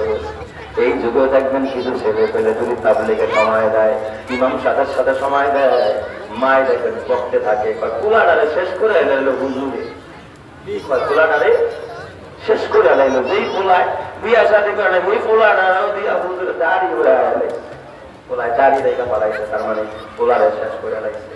তোমার আরেক বন্ধু যে তোমার পোলারে গাঞ্জা খাওয়া শেখাইছে, ইমাম সাহেব তারা গাঞ্জা খাওয়া শেখায় নাই। তোমার পোলারে তো দাড়িওয়ালা বানাইছে, ইমাম সাহেব নামাজি বানাইছে। বলো ইমাম সাহেব ভালো করছে না খারাপ? সে তো জান্নাতের রাস্তা দেখা দিস। মুসাবের মা ইমান তো আর নাই, বেঈমান, বুঝেন না, বিধর্মী। আমার পোলাটা একবার শেষ করে দিয়েছে মুহাম্মদ, নাউজুবিল্লাহ। কিন্তু মুসাব যখন কালিমা পড়ছে, এখন মুসাবের দিলের মধ্যে মায়ের মহব্বত বেশি না নবীর মহব্বত বেশি? এই আপনারা তো ঈমান আনছেন, আপনাদের দিলের ভিতরে নেতার মহব্বত বেশি না নবীর মহব্বত বেশি? কই আমি বুঝি না। নেতারা গালি দিলে তো আপনার কলার কাটাই না ধরেন, আমার নবীরে গালি দিলে তো আপনার কষ্ট লাগে না, ঠিক না? কিয়ামতের ময়দানে আল্লাহর কাছে কিন্তু জবাব দেওয়া লাগবে মুসলমান। মুসাবের মা ডাক দিয়া বলে, মুসাব, ও বাবা ছোট্ট মুসাব, নবী মুহাম্মদ বুঝিতে একেবারে পরিবর্তন করে দিল, শেষ করে দিয়েছে, তার লাইফটাই শেষ করে দিয়েছে। লাইফটাই তো শেষ করছে। তুমি হুজুর যদি 3 চিল্লার জন্য তোলারে পাড়ায় দেয় আমার এলাকায়, তাশকিল করে আমার আগের একজন সানি মুয়াজ্জিন ছিলেন, সানি ইমাম এবং মুয়াজ্জিন ছিলেন, উনি একজনকে তাশকিল করে এরকম ভালো বানাইছে। সেটা কলেজে পড়তো অবশ্য, দাড়ি দাড়ি রাখায়া তারপর আল্লাহ রাস্তায় পাঠাইছে। আমার কাছে এসে বিচার দেয়, হুজুর আপনার মুয়াজ্জিন সাহেব পুরো একেবারে ছেলেটারে শেষ করে দিল। আমার ছেলেটারে কত স্বপ্ন ছিল, কলেজ পড়বে, এই করবে, সেই করবে, এই পোলাটারে গাঠি দিয়ে 3 মাসের জন্য 3 চিল্লার নাম লেখা পাঠায়। আরে বাবা, এই রকমের কপাল পোড়া গার্জিয়ান সমাজ আছে না? আবার দেখবেন অনেকে কইস পোলাটারে কমে মাদ্রাসায় দিছে, ভিক্ষা চুরি কাজে দিয়ে দিছে, কেজিতে পড়াবে, পাজি বানাবে, ফেরে না বানায় মাদ্রাসায় দিয়ে দিচ্ছে। বলেন তো মাদ্রাসায় সন্তান পড়লে বাবার দুনিয়াতেও লাভ, পরকালেও লাভ, দুই জগতে লাভ। আর জাগতিক শিক্ষা প্রতিষ্ঠানে পড়লে এক জগতে লাভ, তার হয়তো পাওয়া আবার নাও হইতে পারো, কিন্তু একটা কোরআনের হাফেজ জীবনে রিস্কা চালায় দেখাইতে পারবেন। কিন্তু বহু এসএসসি পাস আছে, রিস্কা চালায় আছে না নাই? হ্যাঁ, বিসিএস ক্যাডার না, বিএ পাস, বাদাম বেচছে, একবার বাইরে হয়েছিল না আছে বিশ্ববিদ্যালয়ের পাশে, বিএ পাস কইরা এরপরে বিসিএস পাস কইরা তারপর সে কি বেচতেছে? বাদাম। বাদাম। আল্লাহ তাআলা কোন আলেম নেই ভালো করে, এ আমার বাবা না খাওয়ায় রাখে না, ইজ্জতের সাথে আল্লাহ রাখে। কারণ এই এলেম যিনি দিয়েছেন তিনি কে? আল্লাহ। আল্লাহ এলেম যার সিনায় দেয় তার ইজ্জত দিয়ে দেয়। জোরে জোরে কোন সুবহানাল্লাহ। হযরত মুসআবের ভিতরে আল্লাহ এলেম দিয়েছে, নবীর মহব্বত দিয়েছে, মুসআবের দাম বাড়ায় দিয়েছেন কে? আল্লাহ। মা সইতে পারে না, মা একেবারে মুসআব মুহাম্মদের দরবার সার, মানে আমার ঘর সার। মা তোমার ঘর ছাড়তে পারবো, নবী মুহাম্মদের দরবার ছাড়বো না মা। মুসআব চলে যায়, চতুর্দিকটা মুসআবের উপর নির্যাতন, মক্কি জিন্দেগি কষ্টের বড় জিন্দেগি হযরত মুসআবের কাটে। একবার মুসআবকে নবীজি বলে, মুসআব হাবশায় চলে যাও। সাহাবায়ে কেরাম প্রথম আবিসিনিয়া হাবশায় হিজরত করছে। মুসআব হাবশায় চলে গেছে, সেখানে কিছুদিন নিরাপদে ছিল। কিন্তু মুসআবের নবীকে না দেখলে ভালো লাগে না। মুসআব শুনলে এখন আর মক্কায় সমস্যা নাই। আবার মুসআব ইবনে উমাইর মক্কায় আসলেন, কাফেররা তারে দেখে আবার মার শুরু করলো। এমন কোন নির্যাতনার জুলুম নাই মুসআবের উপরে চালানো হয় নাই। নবীজি আমার দেখা আহারে রাজপুত্রের মতো একটা সন্তান, প্রিন্সের মতো একটা সন্তান, এই সন্তানটা ছিল মক্কার একটা মডেল।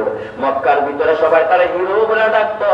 আজকে এই ছেলেটার এই কোন অবস্থা, নবীজি তখন ওই যে বাইআতে আকাবার ভিতরে যখন আনসার সাহাবায়ে কেরাম মদিনার এরা আসছিল, বায়াত হইছে, বলছে আমাদেরকে শিক্ষক দেন, আমাদেরকে দিন শেখানোর জন্য। নবীজি তখন হযরত মুসআব এবং আব্দুল্লাহ ইবনে উম্মে মাকতুম অন্ধ সাহাবী, এই দুইজনকে মদিনায় পাঠিয়ে দিলেন। জোরে কোন সুবহানাল্লাহ। নবীজি হিজরত করার আগে হযরত মুসআব ইবনে উমাইর এবং আব্দুল্লাহ ইবনে উম্মে মাকতুম অন্ধ সাহাবী এই দুইজনে মদিনায় চলে যায়। সেখানে গিয়া সবাইকে দিন শিখায়, দিনের দাওয়াত দেয়। এ আমার বাবা হিজরতের পর বিশ্ব নবী যখন হিজরত করে মদিনায় যায়, মদিনায় যাওয়ার পরে প্রথমে বদর যুদ্ধ শুরু হয়। এই বদর যুদ্ধেও মুসআব ইবনে উমাইর সেখানে অংশগ্রহণ করে। এই আমার বাবা মদিনায় যাওয়ার পর মুসআবের ঘর নাই, বাড়ি নাই, এক কাপড়ে দিন কাটায়। এক কাপড় মাত্র, একটা পশমি চাদর ছিল, এইটাই পরতো, এইটা দিয়ে গায়ে পেঁচায় রাখতো। একটা কাপড়ের বেশি হযরত মুসআবের সাথে ছিল না। যেরকম সুবহানাল্লাহ। অথচ তিনি কিন্তু মদিনার একজন, মক্কার একজন হিরো, যার মডেলে অন্যরা মডেল গ্রহণ করত। এই মুসআব এখন মদিনায় গিয়া দিন পায়া, ইসলাম পায়া দুনিয়া ভুলে গেছে, আল্লাহর মহব্বত দিলে জায়গা দিছে।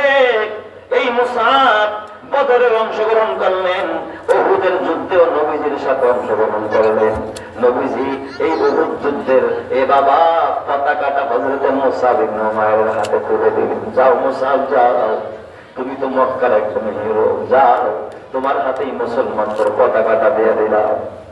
উহুদের ময়দানে আমার নবীজিও শামিল ছিলেন। হযরত মুসআব ইবনে উমাইর চেহারাটাও কিছুটা নবীর সাথে মিল ছিল। আল্লাহু আকবার, জোরে কোন দেখলে আমার নবীর মতোই প্রায় কাছাকাছি চেহারা। এ বাবা সবার তারা মডেল মানায় না। কত সুন্দর একটা ছেলে হযরত মুসআব। এই উহুদের যুদ্ধে বীর বিক্রমে যুদ্ধ করতে করতে এক পর্যায়ে হযরত মুসআব ইবনে উমাইর রাদিয়াল্লাহু তাআলা শহীদ হয়ে যায়, শাহাদাত বরণ করে। কিন্তু যখন মুসআবের উপর হামলা চালায়, মুসআব এক হাত কেটেছে, আরেক হাত দিয়ে পতাকা উঁচা করে ধরেছে, কালিমার পতাকা জমিনে পড়তে দেয় নাই। এক পর্যায়ে কাফেররা অতর্কিত হামলা চালায় মুসআব ইবনে উমাইরকে একেবারে শহীদ করে দিল। এ আমার বাবা, এই শহীদদেরকে যুদ্ধ যখন শেষ হয়ে যায়, নবীজি আমার ডাক দেয়া কয়, এই শুহাদায়ে উহুদকে তোমরা উহুদের ময়দানে এই জায়গার মধ্যে গর্ত করো, এক এক কবরে দুইজন করে দাফন করো। এত কষ্ট তো মনন করা যায় না। আর খবরদার যারা শহীদ হয়েছেন তাদেরকে গোসল দিবা না। এই রক্ত মাখা গায়ে যে কাপড় আছে এই একটা কাপড় দিয়েই তাকে দাফন করবা, দাফন করাইবা। যখন দাফন কাফনের পালা আসলো, এবার মুসআব ইবনে উমাইরের পালা। হযরত মুসআব ইবনে উমাইর রাদিয়াল্লাহু তাআলা এত সম্পদের মালিক, ইসলামের কারণে কিচ্ছু নাই, শাহাদাত বরণ করেছেন। যেই শহীদদের মর্যাদা আল্লাহ কি পরিমাণ দিলেন, ওয়ালা তাকুলু লিমান ইউকতালু ফি সাবিলিল্লাহি আমওয়াত। আল্লাহ বলেন খবরদার তোমরা শহীদদেরকে কিন্তু মৃত বলবা না, ওরা কিন্তু মৃত না, বরং ওরা আল্লাহর কাছে জিন্দা কবরের মধ্যে। আল্লাহ ওদের দেহের ভিতরে পাখির খাঁচার ভিতরে রূপা দিয়া বলবো জান্নাতের মধ্যে ঘুরে বেড়াও। চিৎকার মেরে কোন সুবহানাল্লাহ। মুসআব ইবনে উমাইরের লাশটা আনা হলো, ক্ষত বিক্ষত লাশ, রক্তাক্ত লাশ, এত সুন্দর চেহারা। মুসআব ইবনে উমাইরের গায়ে যে একটা ছোট্ট চাদর, নবীজি কয় এই চাদরটা দিয়েই তারা কাফন পরাও। সাহাবায়ে কেরাম যখন কাফন পরাইতেছিলেন, এই কাফনের সময় চাদরটা যদি মাথার দিকে টান দিয়ে নাই দেখে পায়ের অংশ খালি হয়ে যায়, পুরা শরীরটা ঢাকে না। যখন পা ঢাকতে যায় তখন দেখে মাথা খালি হয়ে যায়। সাহাবায়ে কেরাম অবাক হয়ে গেলেন যে লাশ অর্ধেক ঢাকনার অর্ধেক খালি থাকবে, এটা কেমন কথা? বিশ্বনবীর কাছে গিয়া ডাক দিয়া কয়, ইয়া রাসূলুল্লাহ, ইয়া হাবিবাল্লাহ, শহীদ হয়েছে হযরত মুসআব। এই মুসআবের মাথা ডাকলে পা খালি হয়ে যায়, পা ডাকলে মাথা খালি হয়ে যায়। অথচ মুসআব রাদিয়াল্লাহু তাআলা আনহুর সম্পদের অভাব নাই, সব ছাড়ছে, ঘর ছাড়ছে, মা ছাড়ছে, শুধুমাত্র ইসলামের জন্য, বিশ্ব নবীর জন্য, কোরআনের জন্য, দ্বীনের জন্য। এখন মৃত্যুর পর মাথা ডাকলে পা খালি হয়, পা ডাকলে মাথা খালি হয়। সাহাবায়ে কেরাম কান্না আরম্ভ করে দিলেন। কি অসহায় অবস্থা হযরত মুসআব ইবনে উমাইর রাদিয়াল্লাহু তাআলা আনহু। বিশ্বনবী ডাক দেয়া সাহাবীরা, তোমরা কাজ করো, গায়ের যে চাদরটা আছে রক্ত মাখা, এটা দিয়ে মুসআবের মাথার অংশটা ঢাকা দাও, আর পায়ের অংশটা কবরে নামায়া ইজখির নামক ঘাস আছে, এই পায়ের উপরে ঘাস দিয়ে হযরত মুসআবকে ঢাকা দাও। পুরা কাফনের কাপড় নিয়েও কবরে যাইতে পারে না। এ বাবা, আল্লাহ তার কত সুখে খাওয়ায়, তার ঘরে এসি চলে, তার গাড়িতে এসি, তোর অফিসেও এসি রে বাবা, প্রতি বেলায় তুই দামি দামি খাবার খাস, অথচ আল্লাহ তারে খাওয়ায়, আল্লাহরে ভুলে যাস। মনে নাই তোর সেই ইতিহাস? এই ইসলাম কিন্তু গরিব অবস্থায় শুরু হয়েছে মুসলমান। খবরদার বাবা, সন্তানদের মাদ্রাসায় দিলে ঠকবি না, সন্তানদের দিন শিখাইলে কিন্তু ঠকবি না। ও আমার পর্দারের মা, আমার গো, তোমার সন্তানটাকে যদি মাদ্রাসায় দিয়ে দাও, দিন শিখাও মা, তুমিও ঠকবা না রে মা। ছোট্ট একটা আমার বাস্তব জীবনের বাস্তব ঘটনা বলে আমি বিদায় নেব আপনাদের কাছ থেকে। আমি কয়েক বছর আগে এক মাদ্রাসার মাহফিলে গেলাম, মহিলা মাদ্রাসার মাহফিল। মুহতামিম সাহেবকে জিজ্ঞাসা করলাম, মুহতামিম সাহেব, আমার কোন দায়িত্ব আছে কিনা?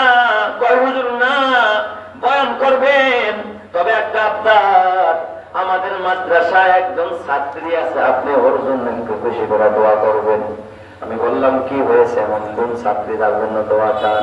কয় হুজুর, ওর উসিলায় আল্লাহ তাআলা আমাদের মাদ্রাসা চালায়। জোরে জোরে বলুন সুবহানাল্লাহ।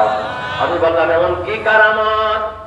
মুহতামিম সাহেব কাঁদে আর আমার ডাক দিয়ে ওস্তাদ, একজন জন্ম অন্ধা, একজন মেয়ে জন্ম হয়েছে অন্ধ হয়ে, 27-28 বছর বয়স হয়ে গেছে, জন্ম অন্ধ, তার মা বাবা বড় গরিব অসহায়। আমার মাদ্রাসায় 10-12 বছর আগে দিয়ে গেছে, কেউ খবর নেয় না। তার মাও মারা গেছে, বাবাও মারা গেছে, ভাইরা বিয়ে শাদী করা সব আলাদা আলাদা। এই অন্ধরে কে টানবে? আর এই অন্ধ মেয়েটারে কেই বা বিয়ে করবে? হুজুর, আমি এই মেয়েটাকে বরকতের জন্য রাখি। ও তো কোনো কিতাব দেখা পড়ে না, মাঝে মাঝে কোরআন শরীফটা পড়ে। ও তো কোরআন শরীফের হাফেজা হয়ে গেছে, মুখস্থ করে পড়তে পড়ার কোরআন। জোরে জোরে কোন সুবহানাল্লাহ। আমি বললাম এমন একটা মেয়ে, বলেন ওর জন্য দোয়া চান কেন? কয় হুজুর শুনেন, এই মেয়েটার উসিলায় আল্লাহ আমাদের মাদ্রাসা চালায়। আমি বললাম কিভাবে? কয় হুজুর, এমন কোন দিন নাই, এমন কোন নামাজ নাই এই মেয়েটা মুনাজাত দিয়ে রবের কাছে কান্না করে না। দুনিয়ার কেউ দেখে নাই। মাঝে মাঝে আমার বিবি, ওই মোহতামিম সাহেব বলে আমার বিবির কাছে কাঁদে। আমার বিবিকে বলে জন্মদাতা বাবা দেখলাম না, মা দেখলাম না, আল্লাহর আসমানটা কত সুন্দর তাও দেখতে পারলাম না, জমিনটা কেমন তাও দেখলাম না, স্বামীর আদর পাইলাম না, ভাইয়ের আদর পাইলাম না, মায়ের আদর পাইলাম না, বাবার আদরটাও পাইলাম না। 10-12 বছর যাবত তারা মাদ্রাসায় ফালায় রাখছে, ফিরি খায়, অসহায় মেয়েটা। ছাত্রীরা ধরে ধরে গোসল করায়, জীর্ণ শীর্ণ পোশাকে, এমন কোন দিন নাই সে কান্না করে না। হুজুর যেই জায়গায় সেজদা দেয়, আমরা দেখেছি ওর জায়গা যায় না, আমাদের জায়গা সেজদার জায়গাটা সব সময় পানিতে ভিজে থাকে। হুজুর মাঝে মাঝে আমার বিবি এই মেয়েটারে বলে, বললে আজকে বোর্ডিং এ চাও না, একটু দোয়া কর। ও দোয়া করলে আল্লাহ কোত্থেকে পাঠায় দেয় তাও আমরা জানি না। ওর কাছে আমরা যা দোয়া করতে বলি ওটাই আল্লাহ কবুল করে ফেলায়। জোরে কান্না আল্লাহু আকবার। কারণ তারা চোখের গুনাহ নাই। এই মেয়েটা এত বড় আল্লাহ ওয়ালি, জীবনে তাহাজ্জুদ মিস করে না। এই মেয়েটা সব সময় তাসবিহ হাতে থাকে, আল্লাহর উপর ভরসা তার। কারণ জানে তার ভাই নাই, মা নাই, বাবা নাই। একটা যুবতী মেয়ে 27 বছর, স্বামীর আদর পায় নাই। কারণ অন্ধ মেয়ের কে বিয়ে করে? বিয়েও কেউ করে নাই। আমি বললাম আপনি চেষ্টা করে এক জায়গায় বিয়ে দিয়ে দেন। হুজুর এই অন্ধরে কে বিয়ে করবো? নিজের কাজ নিজে করতে পারে না, কে এই বোঝা টানবে? কেউ তারে বিয়েও করে। হুজুর আমি অন্ধকারে পালি, এটাই আমার সবচেয়ে বড়। আমি মনে করি কিয়ামতে আমার নাজাতের জড়িয়ে আছে, কারণ এই অন্ধকারে কেউ পালে না, আমি পালি। মুহতামিমের কথা আমার দিলে এত লাগছে। আমি ওই মাদ্রাসার জন্য লাস্টে কিছু চাই নাই, কিন্তু আমি নিজের চোখে দেখেছি মানুষ পকেটে যা ছিল সব খালি করে দিয়ে দিছি। কারণ ওর তো আল্লাহ কবুল করেছে, অনেক নজর লেগে গেছে। এই আমার বাবা, তুমিও চক্ষুষ্মান, তোমার বিবিও চক্ষুষ্মান, তোমার ছেলেটাও চক্ষুষ্মান, তোমার মেয়েটাও চক্ষুষ্মান। তুমি চিন্তা করো, তোমার ঘরে যদি আল্লাহ একটা অন্ধ মেয়ে দিত, তোমার ঘরে যদি আল্লাহ একটা অন্ধ ছেলে দিত, তোমার আমার বাবা প্রতিবন্ধী একটা সন্তান দিত, তোমার কি করুন হালাত। তাইলে কেন এতিমদের প্রতি তোমার মায়া আসে না? এই জন্য আল্লাহ নবী বানা ওয়া কাফিরুল ইয়াতীমি কাহাতাইনি ফিল জান্নাহ। এই দুনিয়ায় যারা এতিমকে লালন পালন করবে, এই সমস্ত অন্ধ গরীব অসহায়কে লালন পালন করবে, কিয়ামতের ময়দানে ওই মানুষগুলো আমি মুহাম্মদের সাথে একই জান্নাতের ভিতরে, আমরা একই সাথে জান্নাতে থাকবো। চিৎকার মেরে করেন সুবহানাল্লাহ। তারা নবীর সাথে জান্নাতে যাবে। এই জন্য বাবা আলেমকে মহব্বত করো, মাদ্রাসাকে মহব্বত করো, কোরআনকে ভালোবাসো। এই মাদ্রাসায় তোমার সন্তান দাও, মাঝে মাঝে মাদ্রাসায় খোঁজ খবর নিও। ও পর্দার মা, মাগো মহব্বতের একটা সন্তান দিন শিখাইতে দিয়ে যাও মা। তোমার সন্তান যদি কোরআন শিখে মা, দিন শিখে তোমার মৃত্যুর পরে কবরের পাশে দাঁড়ায় দোয়া করে তোমার কবর আযাবকে মাফ করে দিবেন যিনি, তিনি কে? মা গো তোমার একটি ছেলে মাদ্রাসাতে দিও, মা গো তোমার একটি মেয়ে মাদ্রাসাতে দিও। এই পৃথিবীর বুকে তুমি জান্নাত কিনে নিও, এই পৃথিবীর বুকে মা গো মা জান্নাত কিনে নিও। একটি হরফ পড়লে মা গো 10টি নেকি হয়, মাতা পিতার আমল নামায় অর্ধেকে জমরায়। এমন সুযোগ নেই কোনো আর মা গো, এমন সুযোগ নেই কোনো আর, খুঁজে দেখে নিও। এই পৃথিবীর বুকে তুমি জান্নাত কিনে নিও, এই পৃথিবীর বুকে মা গো মা জান্নাত কিনে নিও। রোজ নামাজে 2 হাত তুলে চোখের পানি ফেলে রব্বির হামহুমা বলে কাঁদবে তোমার ছেলে। সেই দোয়াটাই প্রভুর কাছে মা গো, সেই দোয়াটাই প্রভুর কাছে সবচেয়ে বেশি প্রিয়। এই পৃথিবীর বুকে তুমি জান্নাত কিনে নিও, এই পৃথিবীর বুকে মা গো মা জান্নাত কিনে নিও। মা গো তোমার একটি ছেলে মাদ্রাসাতে দিও, মা গো তোমার একটি মেয়ে মাদ্রাসাতে দিও। এই পৃথিবীর বুকে তুমি জান্নাত কিনে নিও। তোমার জানাজাতে ইমাম হবে তোমার ছেলে, মনের কথা প্রভুর কাছে বলবে হৃদয় খুলে। সেই সুযোগটা তোমার বেলায় মা গো, সেই সুযোগটা তোমার বেলায় হতে তুমি দিও। এই পৃথিবীর বুকে বুকে তুমি জান্নাতে কিনে নিও। মা গো তোমার একটি ছেলে মাদ্রাসাতে দিও, এই পৃথিবীর বুকে তুমি জান্নাতে কিনে নিও। জোরে জোরে কানা আমিন। এই জন্য নিজের সন্তান, নাতি, ছেলে মেয়ে, আত্মীয় স্বজন মাদ্রাসায় দেওয়ার জন্য কারা কারা রাজি আছে হাত দেখায়। নারায়ে তাকবীর। আল্লাহ আমাদের সবাইকে কবুল করেন। ওয়া আলাইনা ইল্লাল বালাগ ওয়া আখিরি দাওয়ানা আলহামদুলিল্লাহি রাব্বিল আলামিন। কাতার দিয়ে বসে যাই।